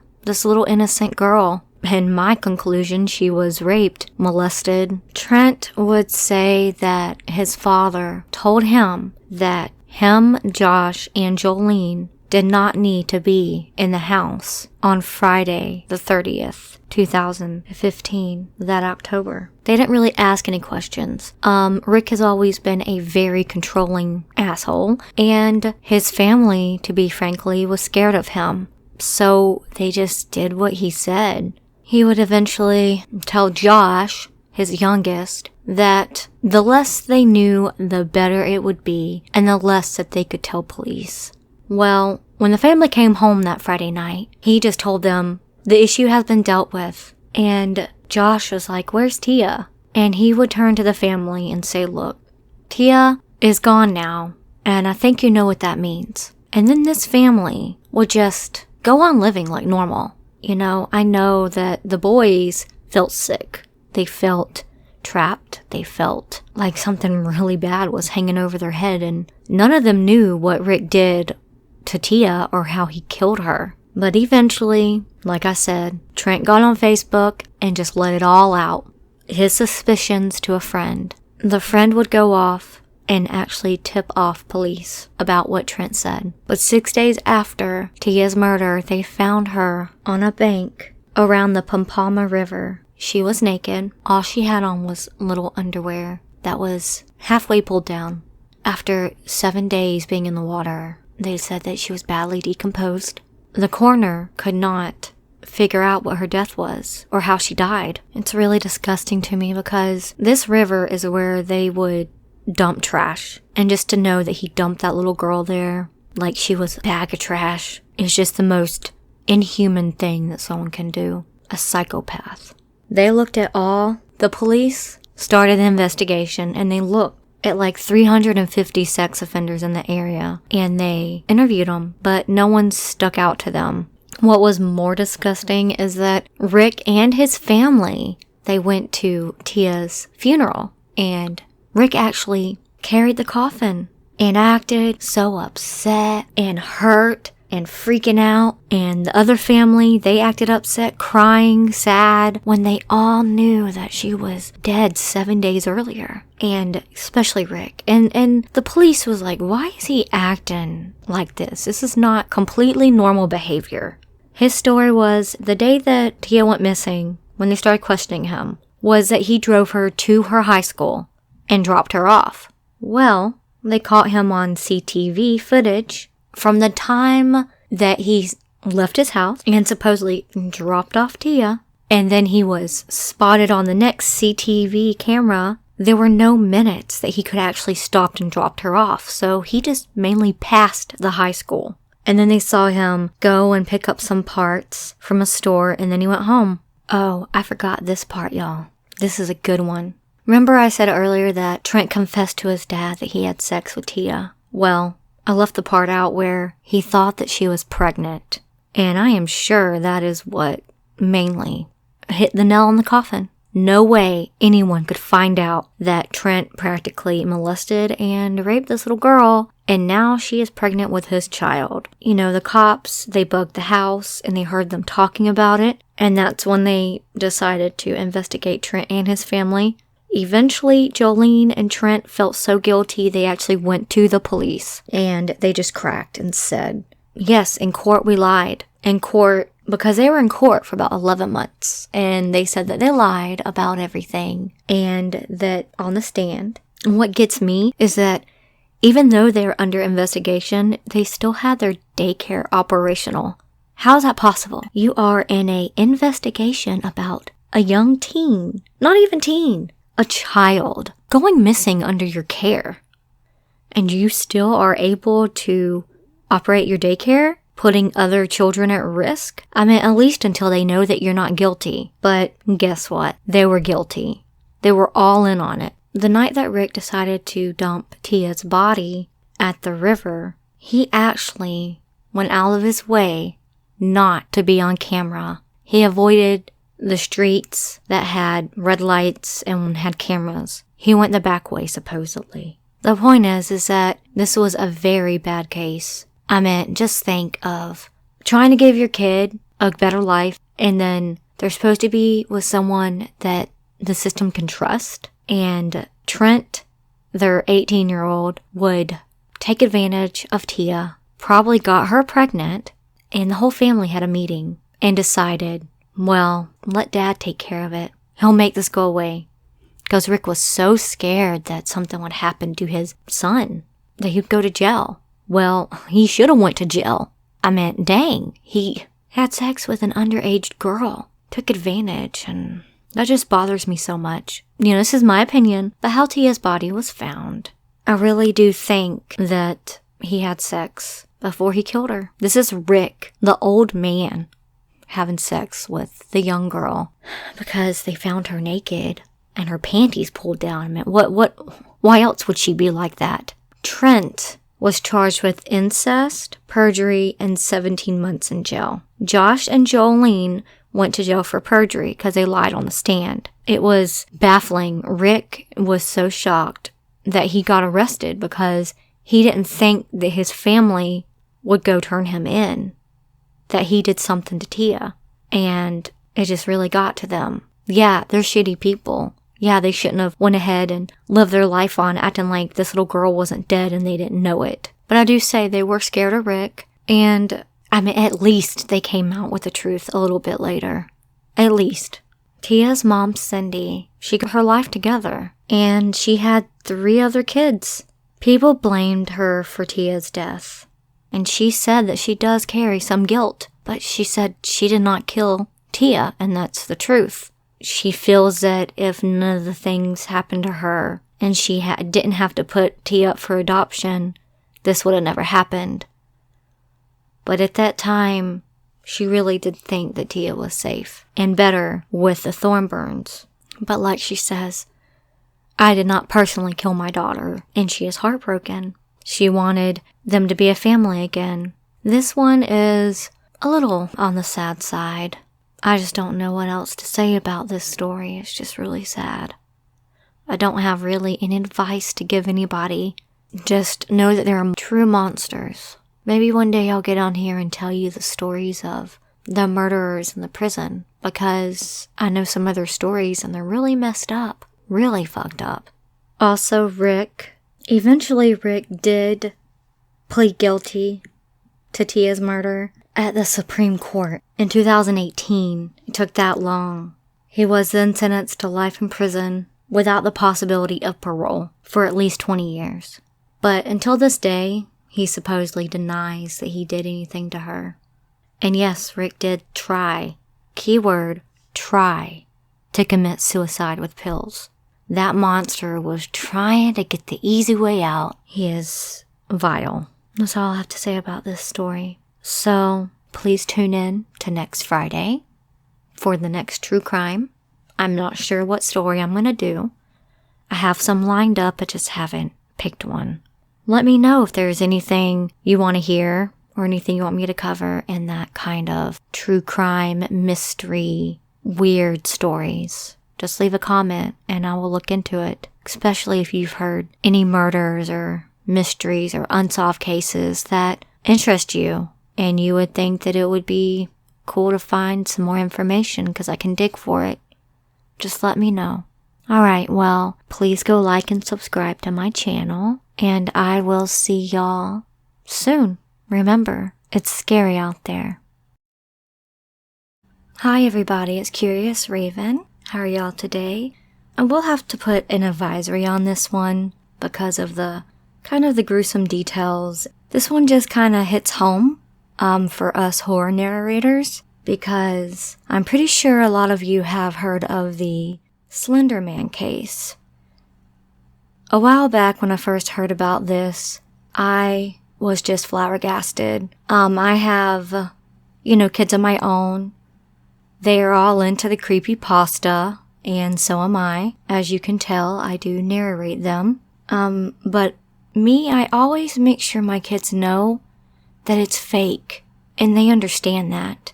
This case is kind of how a child can take their imagination to the extreme. And some children don't understand that a lot of this stuff is fake. People make these stories up and characters that are not real. In 2009, Slender Man was made for fan fiction. It is an entity. He is very scary and he's very tall, thin. He has no features in his face. And sometimes he has these tentacles that come out of the back of his back. He's usually wearing a black suit and he's a myth.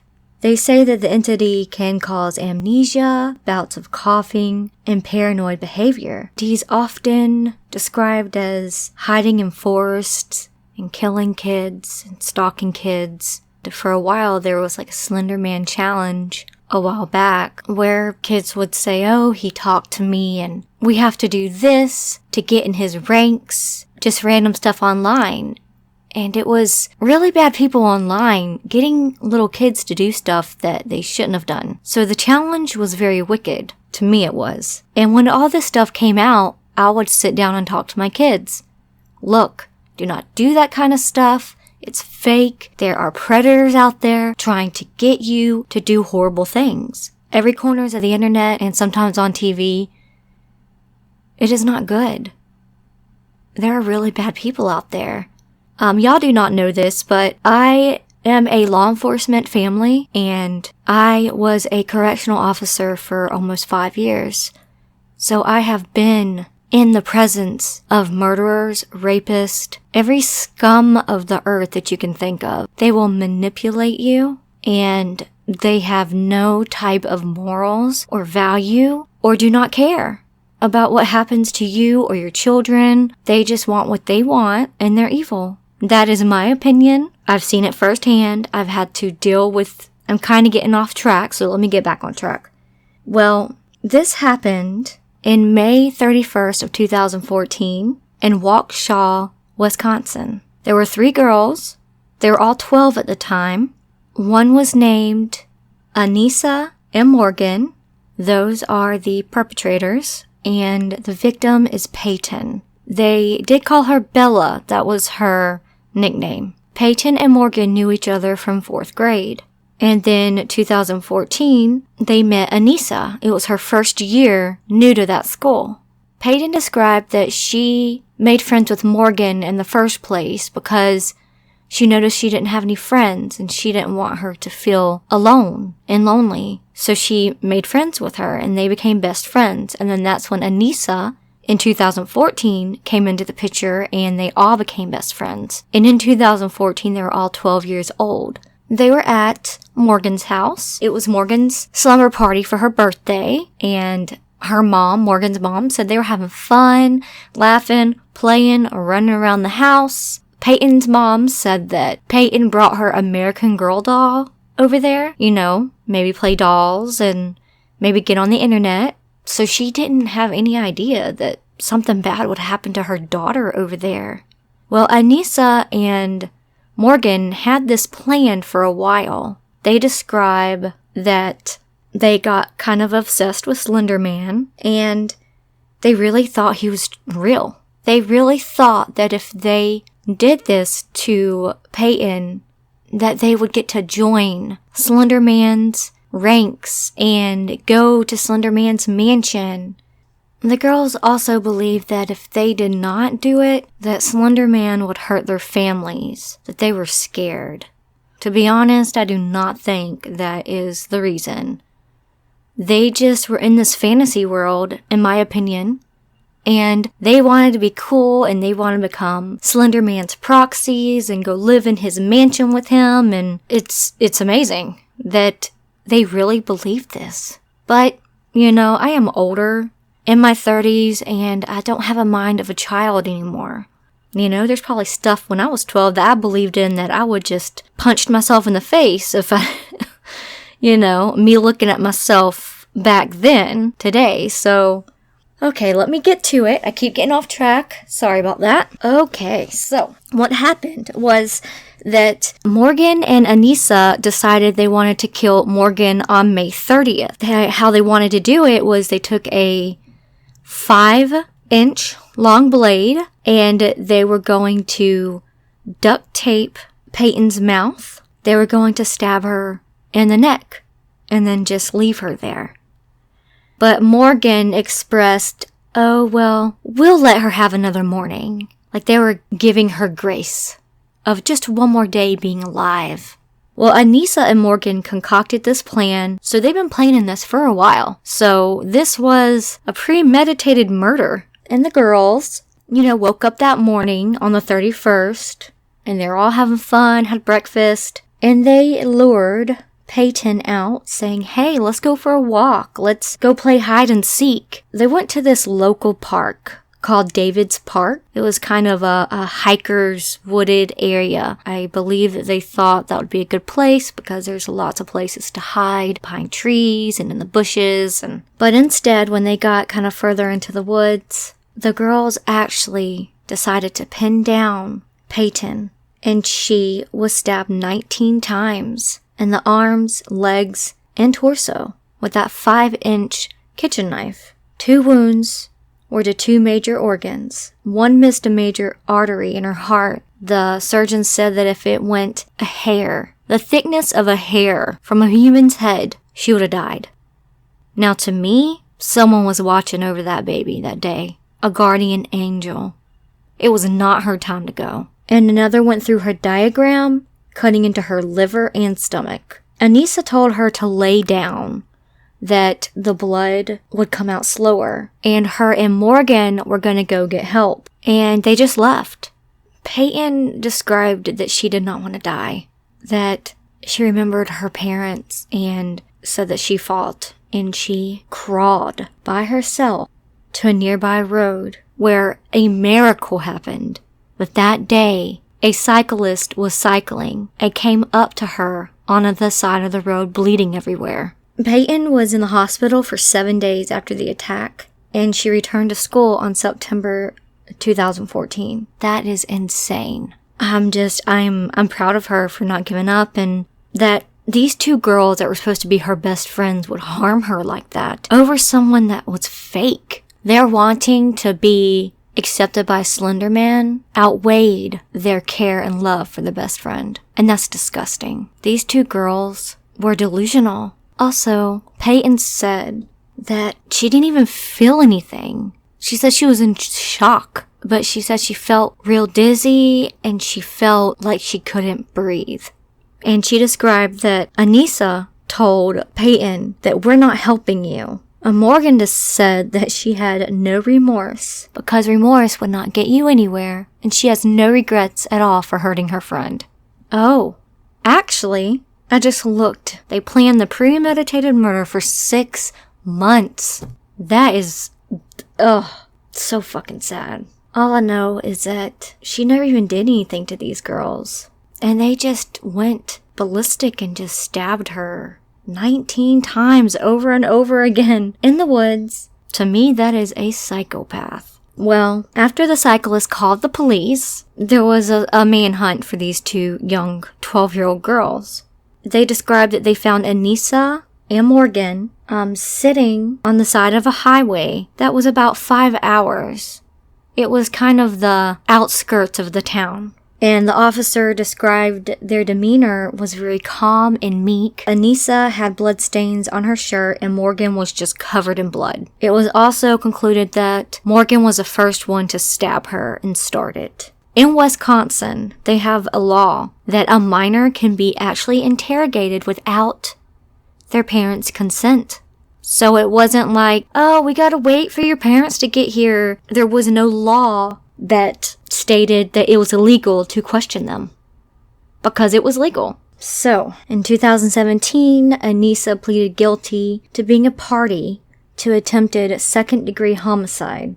A jury then found her not guilty by mental disease or defect. No offense, she knew what she was doing. She knew what was wrong for right. I think she got off easy. Morgan accepted a plea offer under which she would not go to trial and would be evaluated by psychiatrists to determine how long she should be placed in a mental hospital. She later pleaded guilty, but was found not guilty by reason of mental disease or defect, and was diagnosed with schizophrenia, from which her father also suffers from. I'm sorry. If that was her mom, not to bash her mom or anything, wouldn't there have been some type of signs that she had some type of mental illness, especially since her father had it?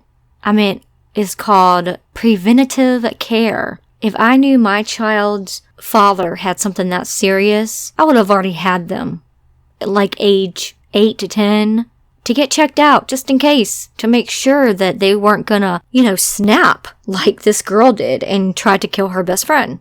So, anyways. Anissa was sentenced 25 years to life, and the sentencing involved at least 3 years locked confinement and involuntary treatment in a state psychiatric institute, followed by communal supervision until age 37.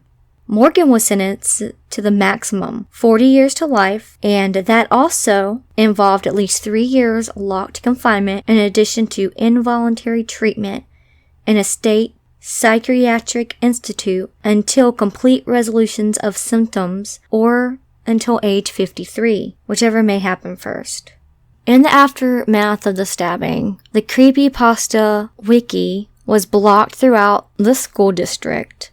On the Tuesday following the stabbing, Slender Man creator Eric Knudsen said, "I am deeply saddened by the tragedy in Wisconsin, and my heart goes out to the families of those affected by this terrible act." Members of the creepypasta community held a 24-hour live stream on YouTube June 13th through the 14th in 2014 to raise money for the stabbing victim. On August 12th, Wisconsin Governor Scott Walker issued a proclamation declaring Wednesday, August 13, 2014 as Purple Hearts for Healing Day, and encouraged the people of Wisconsin to wear purple on that day in honor of the victim of the stabbing.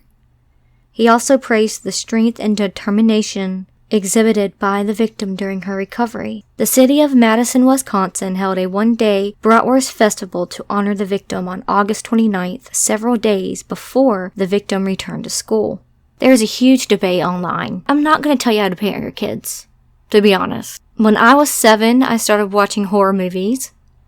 I remember watching It and all these other movies like Killer Clowns. That was one of my favorites. But my mother always let me know that it was fake, that it's not real.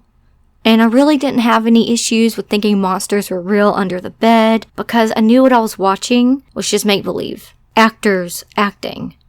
And the same goes for my children. But some people don't even allow their children to watch any scary movies at all until they're like 14, 15 years old. And I feel like they're really missing out on some cool stuff. Horror always seems like it is just, so evil and bad. But to be honest, like the true horror stories we can learn from. Especially the women that get stalked and they get into really bad situations. And people can learn what their mistakes are and also can learn how to get out of it. What they did to survive. This little girl survived this horrible attack on her. It just kind of restores faith in me that just don't give up. If you're in a bad situation, you do what you need to do to fight for your life. It just sucks that this happened, and it kind of shows us in the world that creepypasta was a huge thing. I mean, it still kind of is, but I guess we need to make an emphasis that it is not true. Maybe I should put kind of a disclaimer in the beginning of my videos. I don't know. It's sad that this little girl had 2 monsters try to kill her, and that's what Morgan said, was that they were trying to kill her. I'm just glad that she got to go home to her mother, and she is good. It took Peyton 5 years after the stabbing to actually want to come on TV and tell her story, and that takes a lot of courage. She was on ABC's 2020, and she was asked, what would you want to say to them? And she actually said she wanted to thank them because now she wants to go into the medical field and she wants to help people live, and that is amazing. But this was just me coming on here, letting you kind of have like a summary of this horrible, horrible situation. What I can leave you with is make sure you watch your back. You never know who's going to come hurt you. Next Friday, I will be doing one from Australia, a very heinous crime, and I welcome you back to come listen to that one on Friday. Go like and subscribe to my channel. Remember, it's scary out there.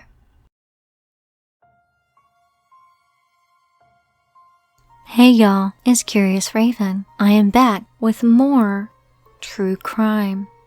Now, these are 3 tender murders that has happened. I know there are more, but I just wanted to touch base on these 3 for now. Maybe if you like this, I will find the other stories and do another 3 more. I hope y'all are having a very good week so far. I will go ahead and put a warning because some of these are a little bit in depth. They touch base on how these women were killed. Just know that I advised you that this is a little gruesome. The first murder I came across was in Layton, Utah. Ashlyn Black was 25, and the person that killed her, his name was Ethan Hunsaker, 24. In all of these 3 stories, I will go by everyone's first name. It's just a lot easier. May 23rd, 2020. It was Saturday night. Ethan and Ashlyn matched on Tinder. They only met on Tinder probably, in the middle of the day. And that same night, after talking to each other for hours, they decided to go on a date at a bar, meet up. Well, unfortunately, at 3:19 a.m., Ethan called 911. When the police went to his apartment, they found Ashlyn on the ground, stabbed to death. She had many stab wounds all over her torso. They tried to revive her, and she didn't make it through her wounds, unfortunately. The investigator said it seemed like the attack was unprovoked. Finally, Ethan actually said yes, he did this to her. And he choked her first. And when that didn't work, he went to his kitchen and decided to start stabbing her. Ethan had many bruises and scratch marks. And this shows that Ashlyn tried to fight back for her life. But unfortunately, she didn't win. He was arrested on first-degree murder. They say that he struggles with mental health issues. And I feel like they're going to try to play that card in court because he has not had his court date yet. He has not been convicted yet. He has just been arrested on those charges. So we will see. I'm not even going to lie. I will try my best to look back on this story. Maybe the next time I do another murder on one of my next true crime videos, I will give y'all an update on this piece of crap of a human. He needs to be sentenced to life in prison or death. The second Tinder murder was in 2017. Her name was Grace Millian. She was only 22. She was a British backpacker in New Zealand when this happened. She met a guy named Jesse Kempson, who was 26, on Tinder at a pub for a date and on December 8th, they found her body in a suitcase buried at Waitakere Ranges. It is a range that surrounds the city in a rainforest. They said that she was strangled to death in his apartment. This piece of crap pleaded not guilty, said when he woke up, he found her on the floor. Like, what the crap? Like, trying to say he had amnesia, I guess. But the good thing is that they saw through that because he was convicted with first-degree murder and was sentenced to life in prison in 2019. Unfortunately, it took them 3 years to convict him and put him away for good. They also found certain evidence in Jesse's house and in his vehicle that shows it was premeditated murder. I don't think it was specifically her, but he might have wanted to premeditate murder on his next Tinder victim. And that scares me because that means if he didn't get caught, he would have just done this to another girl and just kept going and going and going. It's like Bundy, you know, and that's scary. People are crazy. The third victim I want to talk about her name is Sydney Loof. She was murdered on November of 2018 by Bailey Boswell, 23, and Aubrey Trell, 51. When this happened, Bailey already had a first date with Sydney, and I guess it went good because this all happened when Sydney and Bailey went on their second date. Sydney's roommate knew that Sydney was going on a date with a girl from Tinder, and 24 hours went past, and Sydney's roommate did not waste any time. She automatically reported her missing. They both, Bailey and Aubrey, said that her death was an accident. Just hours after Sydney's disappearance, the police found and caught them on CTV in Home Depot. Bailey and Aubrey buying things to dismember poor Sydney. After 3 weeks since she went missing, they found several of her remains in trash bags on the side of the road about 90 miles away from her town. Finally, Aubrey admitted to strangling Sydney with an extension cord. Guess what's most disgusting? Is that Bailey and Aubrey were actually a romantic couple and killed Sydney together. They said that Sydney was cut up into 13 pieces with a hacksaw. Aubrey was convicted of first-degree murder in 2020. Witness states that the couple thought that they could gain powers, like mystic powers, after they committed murder. And they also wanted to videotape the murder. Aubrey and Bailey face life or death in prison. Again, it took them 3 years to convict them. I feel so bad for this girl. I don't know why. I saw a picture of her, y'all, and she was just seemed so happy. Beautiful girl, just had loving eyes, and that someone would just say, yeah, let's get on Tinder and find someone to murder. That's what it seemed like. There was no reason, just that they thought that they could gain powers. I mean, they're fucking insane. Crazy. They're really cuckoo. I am a spiritual person, but that's crazy. I guess the only thing I could think of is that maybe they were doing like black magic or something, or devil worshippers, like a sacrifice. They knew what they were doing. That was totally premeditated. No one will know what happened those hours before she passed away. I feel really sad about all of these people. And I want y'all to be aware of there are crazy people out there. Okay? Don't get yourself in these situations. Always meet someone in a well-lighted area, in a public area with other people around. Please, don't be so trusting. Not until you really know somebody. And even then, it's still a chance that the person you marry might be a serial killer. You just never know. I guess, gotta be smart. That was it. This true crime murder stories from the world of Tinder. It blows my mind. I love y'all very, very much. I hope y'all have a very good weekend. And please like and subscribe to my channel. Go check out all the links below. You know the little gist. I will see y'all next Friday. Until then, remember, it's scary out there. Hi y'all, it's Curious Raven, back with another true crime story.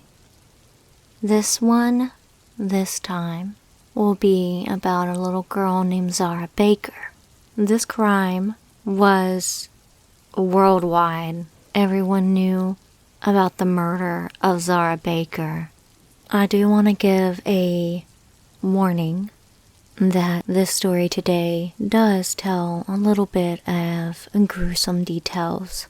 Please be advised and watch at your own expense. Zara Baker was born November 16th in 1999.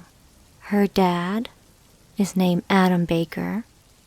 Her mom, Emily, gave her up to her father. Her father, Adam, had full custody of Zara.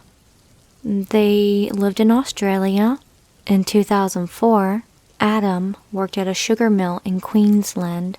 Zara, at the age of 5 to 6, was diagnosed with bone cancer.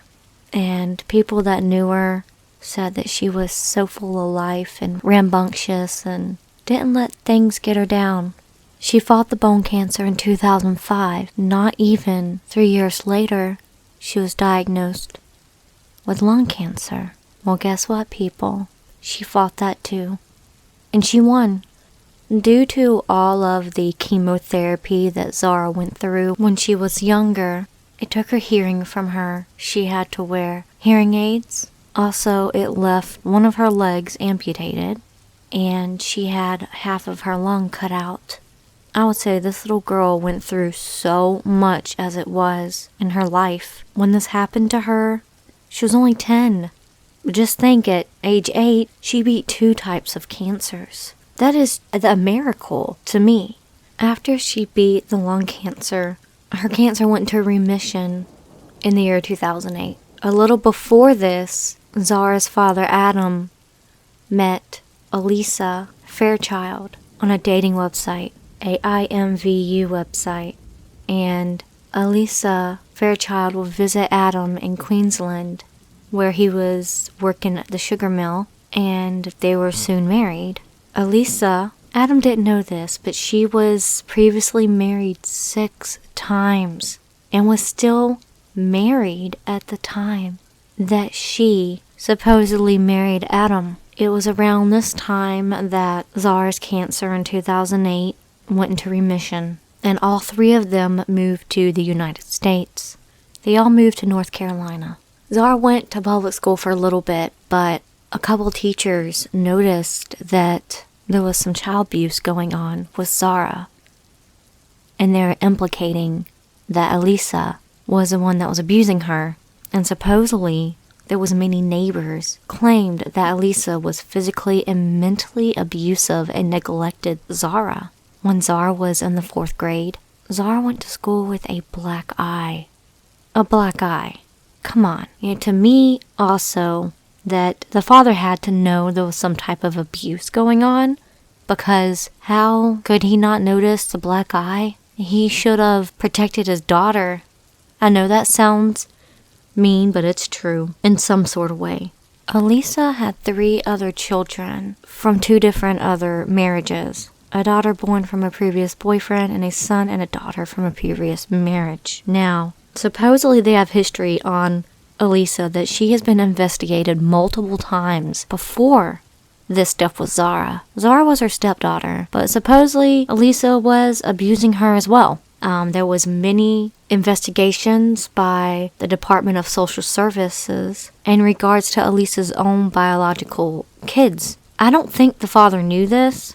It's kind of like a piece of crap monster hid who she was from Adam. A 911 call was made by Elisa on October 9th, 2010 at 5:30 a.m., reporting a fire in the back of the family's residence in Hickory. When the police came for the reported fire, there was a ransom note and a smell of gasoline coming from Adam's company's truck, a Chevy Tahoe. In a second 911 phone call made, when Zara was reported missing at 2 p.m. on the same day, Adam Baker explained that during a fire in their backyard, a $1 million ransom note was found on his company truck the night before, addressed to Adam's boss and landlord, Markoff. Adam explained that they called 911 earlier that day about the fire and implied that whoever started the fire may have done so in order to distract the family, in order to take Zara. Adam explained the proportion kidnapper mistakenly confused Zara for Mr. Coffey's daughter. Mark Coffey's daughter was unharmed and with her family. Adam stated. Adam said the last time he saw his daughter was at 2:30 a.m. Apparently, Adam left for work early in the morning and did not return until after Zara went to sleep. Elisa failed a polygraph test she had taken earlier in the investigation. She was asked if she had hurt Zara, if she knew of anyone who would harm her, and if she knew who wrote the ransom note. On October 10, 2010, search and rescue dogs were sent to search the Bakers' house and cars. The dogs gave positive alerts to the scent of human remains on both of the Bakers' cars, the Chevy Tahoe and sedan. The police took swabs of what they thought may be blood from the car. On October 10, 2010, Elisa was also arrested for various crimes, which included communicating threats, writing bad checks, larceny, and driving with a revoked license. Crimes unrelated to Zara. Elisa was then, after she was jailed, charged with obstruction of justice after admitting that she wrote the ransom note, which led the police in a different direction. In October 2010, the judge raised Elisa's bond from $40,000 to $65,000 at a bond hearing, believing that she was a flight risk. Amber Fairchild, Elisa's daughter, testified at the hearing and said her mother told her she was thinking of leaving North Carolina the day before she was arrested. Amber Fairchild also said her mother was involved in an online relationship with a man from England who had sent her thousands of dollars. The prosecutor said that Elisa failed to show up at other court dates and other charges, which included traffic violations and communicating threats, so Elisa's attorney attempted to lower her bond.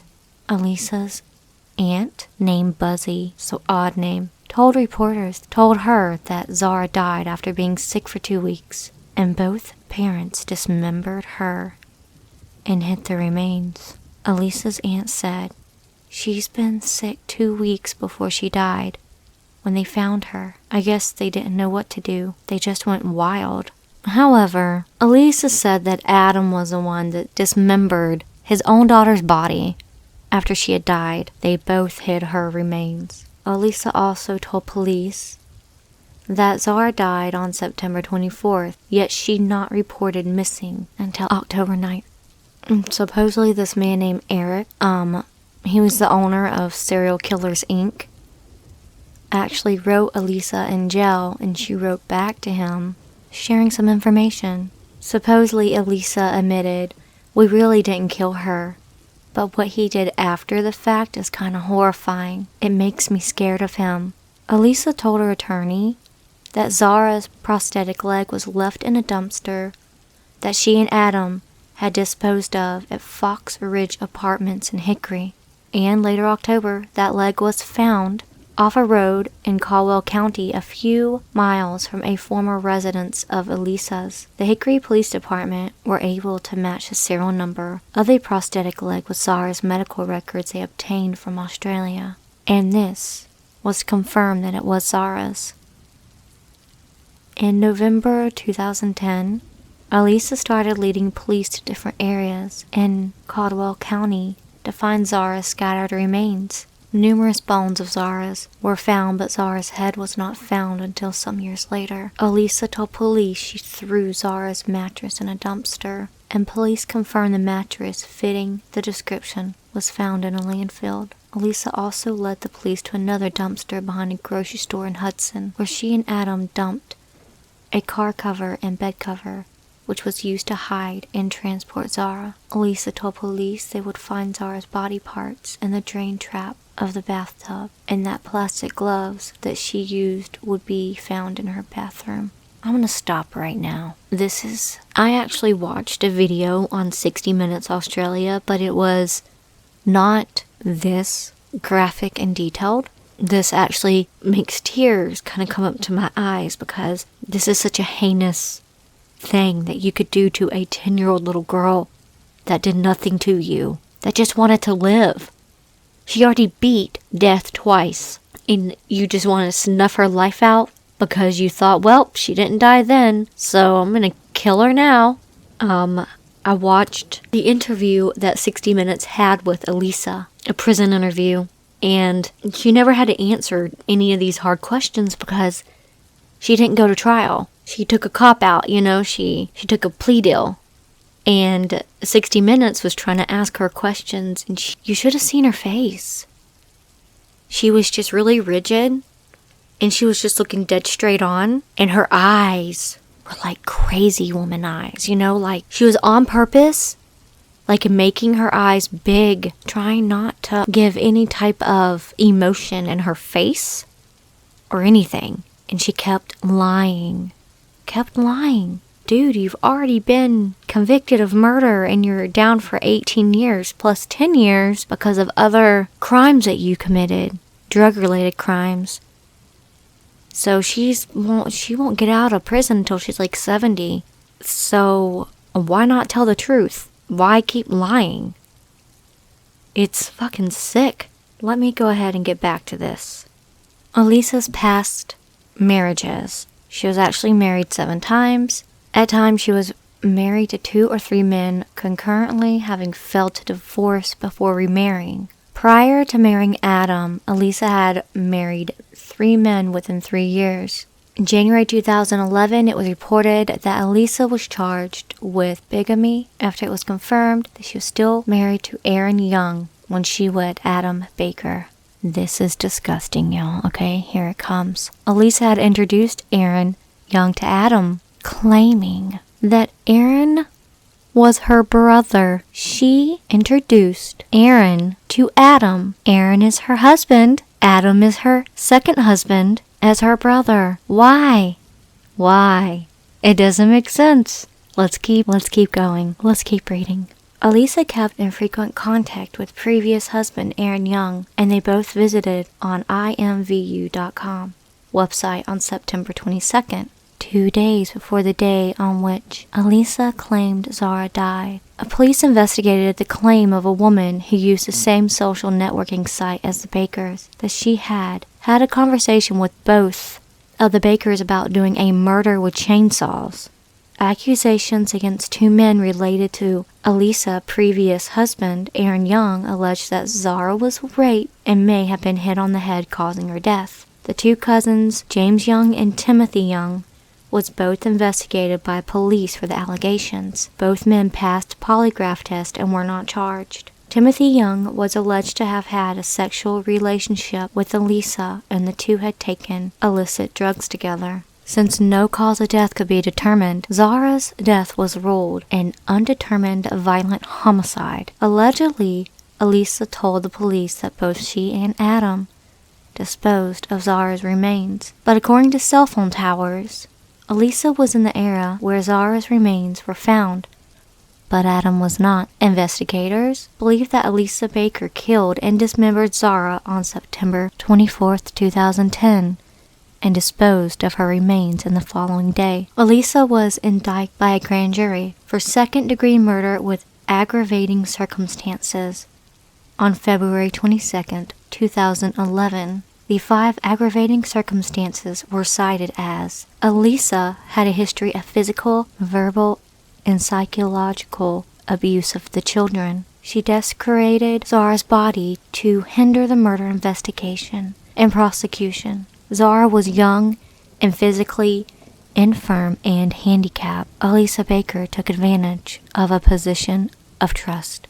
Elisa would have a first-degree murder charge if she had not led law enforcement to Zara's remains. Adam has denied any involvement in Zara's death, and the police have not found any credible evidence to suggest that she had any involvement in her death or the charge with the murder. In April 2011, Adam Baker was charged with identity theft and obtaining property under false pretenses. It was claimed that Adam used the identity of a man by the name of James Starbuck and his social security number to get power connected to the apartment. James Starbuck is the husband of Elisa's daughter, Brittany Starbuck. Adam was previously charged with passing worthless checks, communicating threats, assault with a deadly weapon, and failure to return property. With these new charges, Adam was ordered not to leave North Carolina without notifying the district attorney's office. He also was ordered to wear an electronic monitoring device on his ankle and was ordered to meet with the U.S. Immigration and Customs Enforcement once a week. Adam was hoping to return to Australia shortly. Elisa Baker was also charged with identity theft and obtaining property under false pretenses in February 2011. It was reported that Elisa had used her daughter Brittany Starbuck's personal information to obtain telephone and utility service at one of the residences in Caldwell County. She pleaded not guilty to the 4 counts of identity theft in May 2011. In May of 2011, Elisa was indicted with 7 drug counts for the time period of May 2006 through October 2010. Elisa, who had used different addresses in both counties of North Carolina, had distributed oxycodone, hydrocodone, all prescription drugs for pain and anxiety. Elisa was charged with possessing, distributing, and conspiring to distribute prescription drugs. She is facing up to 20 years in prison for each drug charge. Now, this is what I think about all this mess. Like I said, Zara was only 10.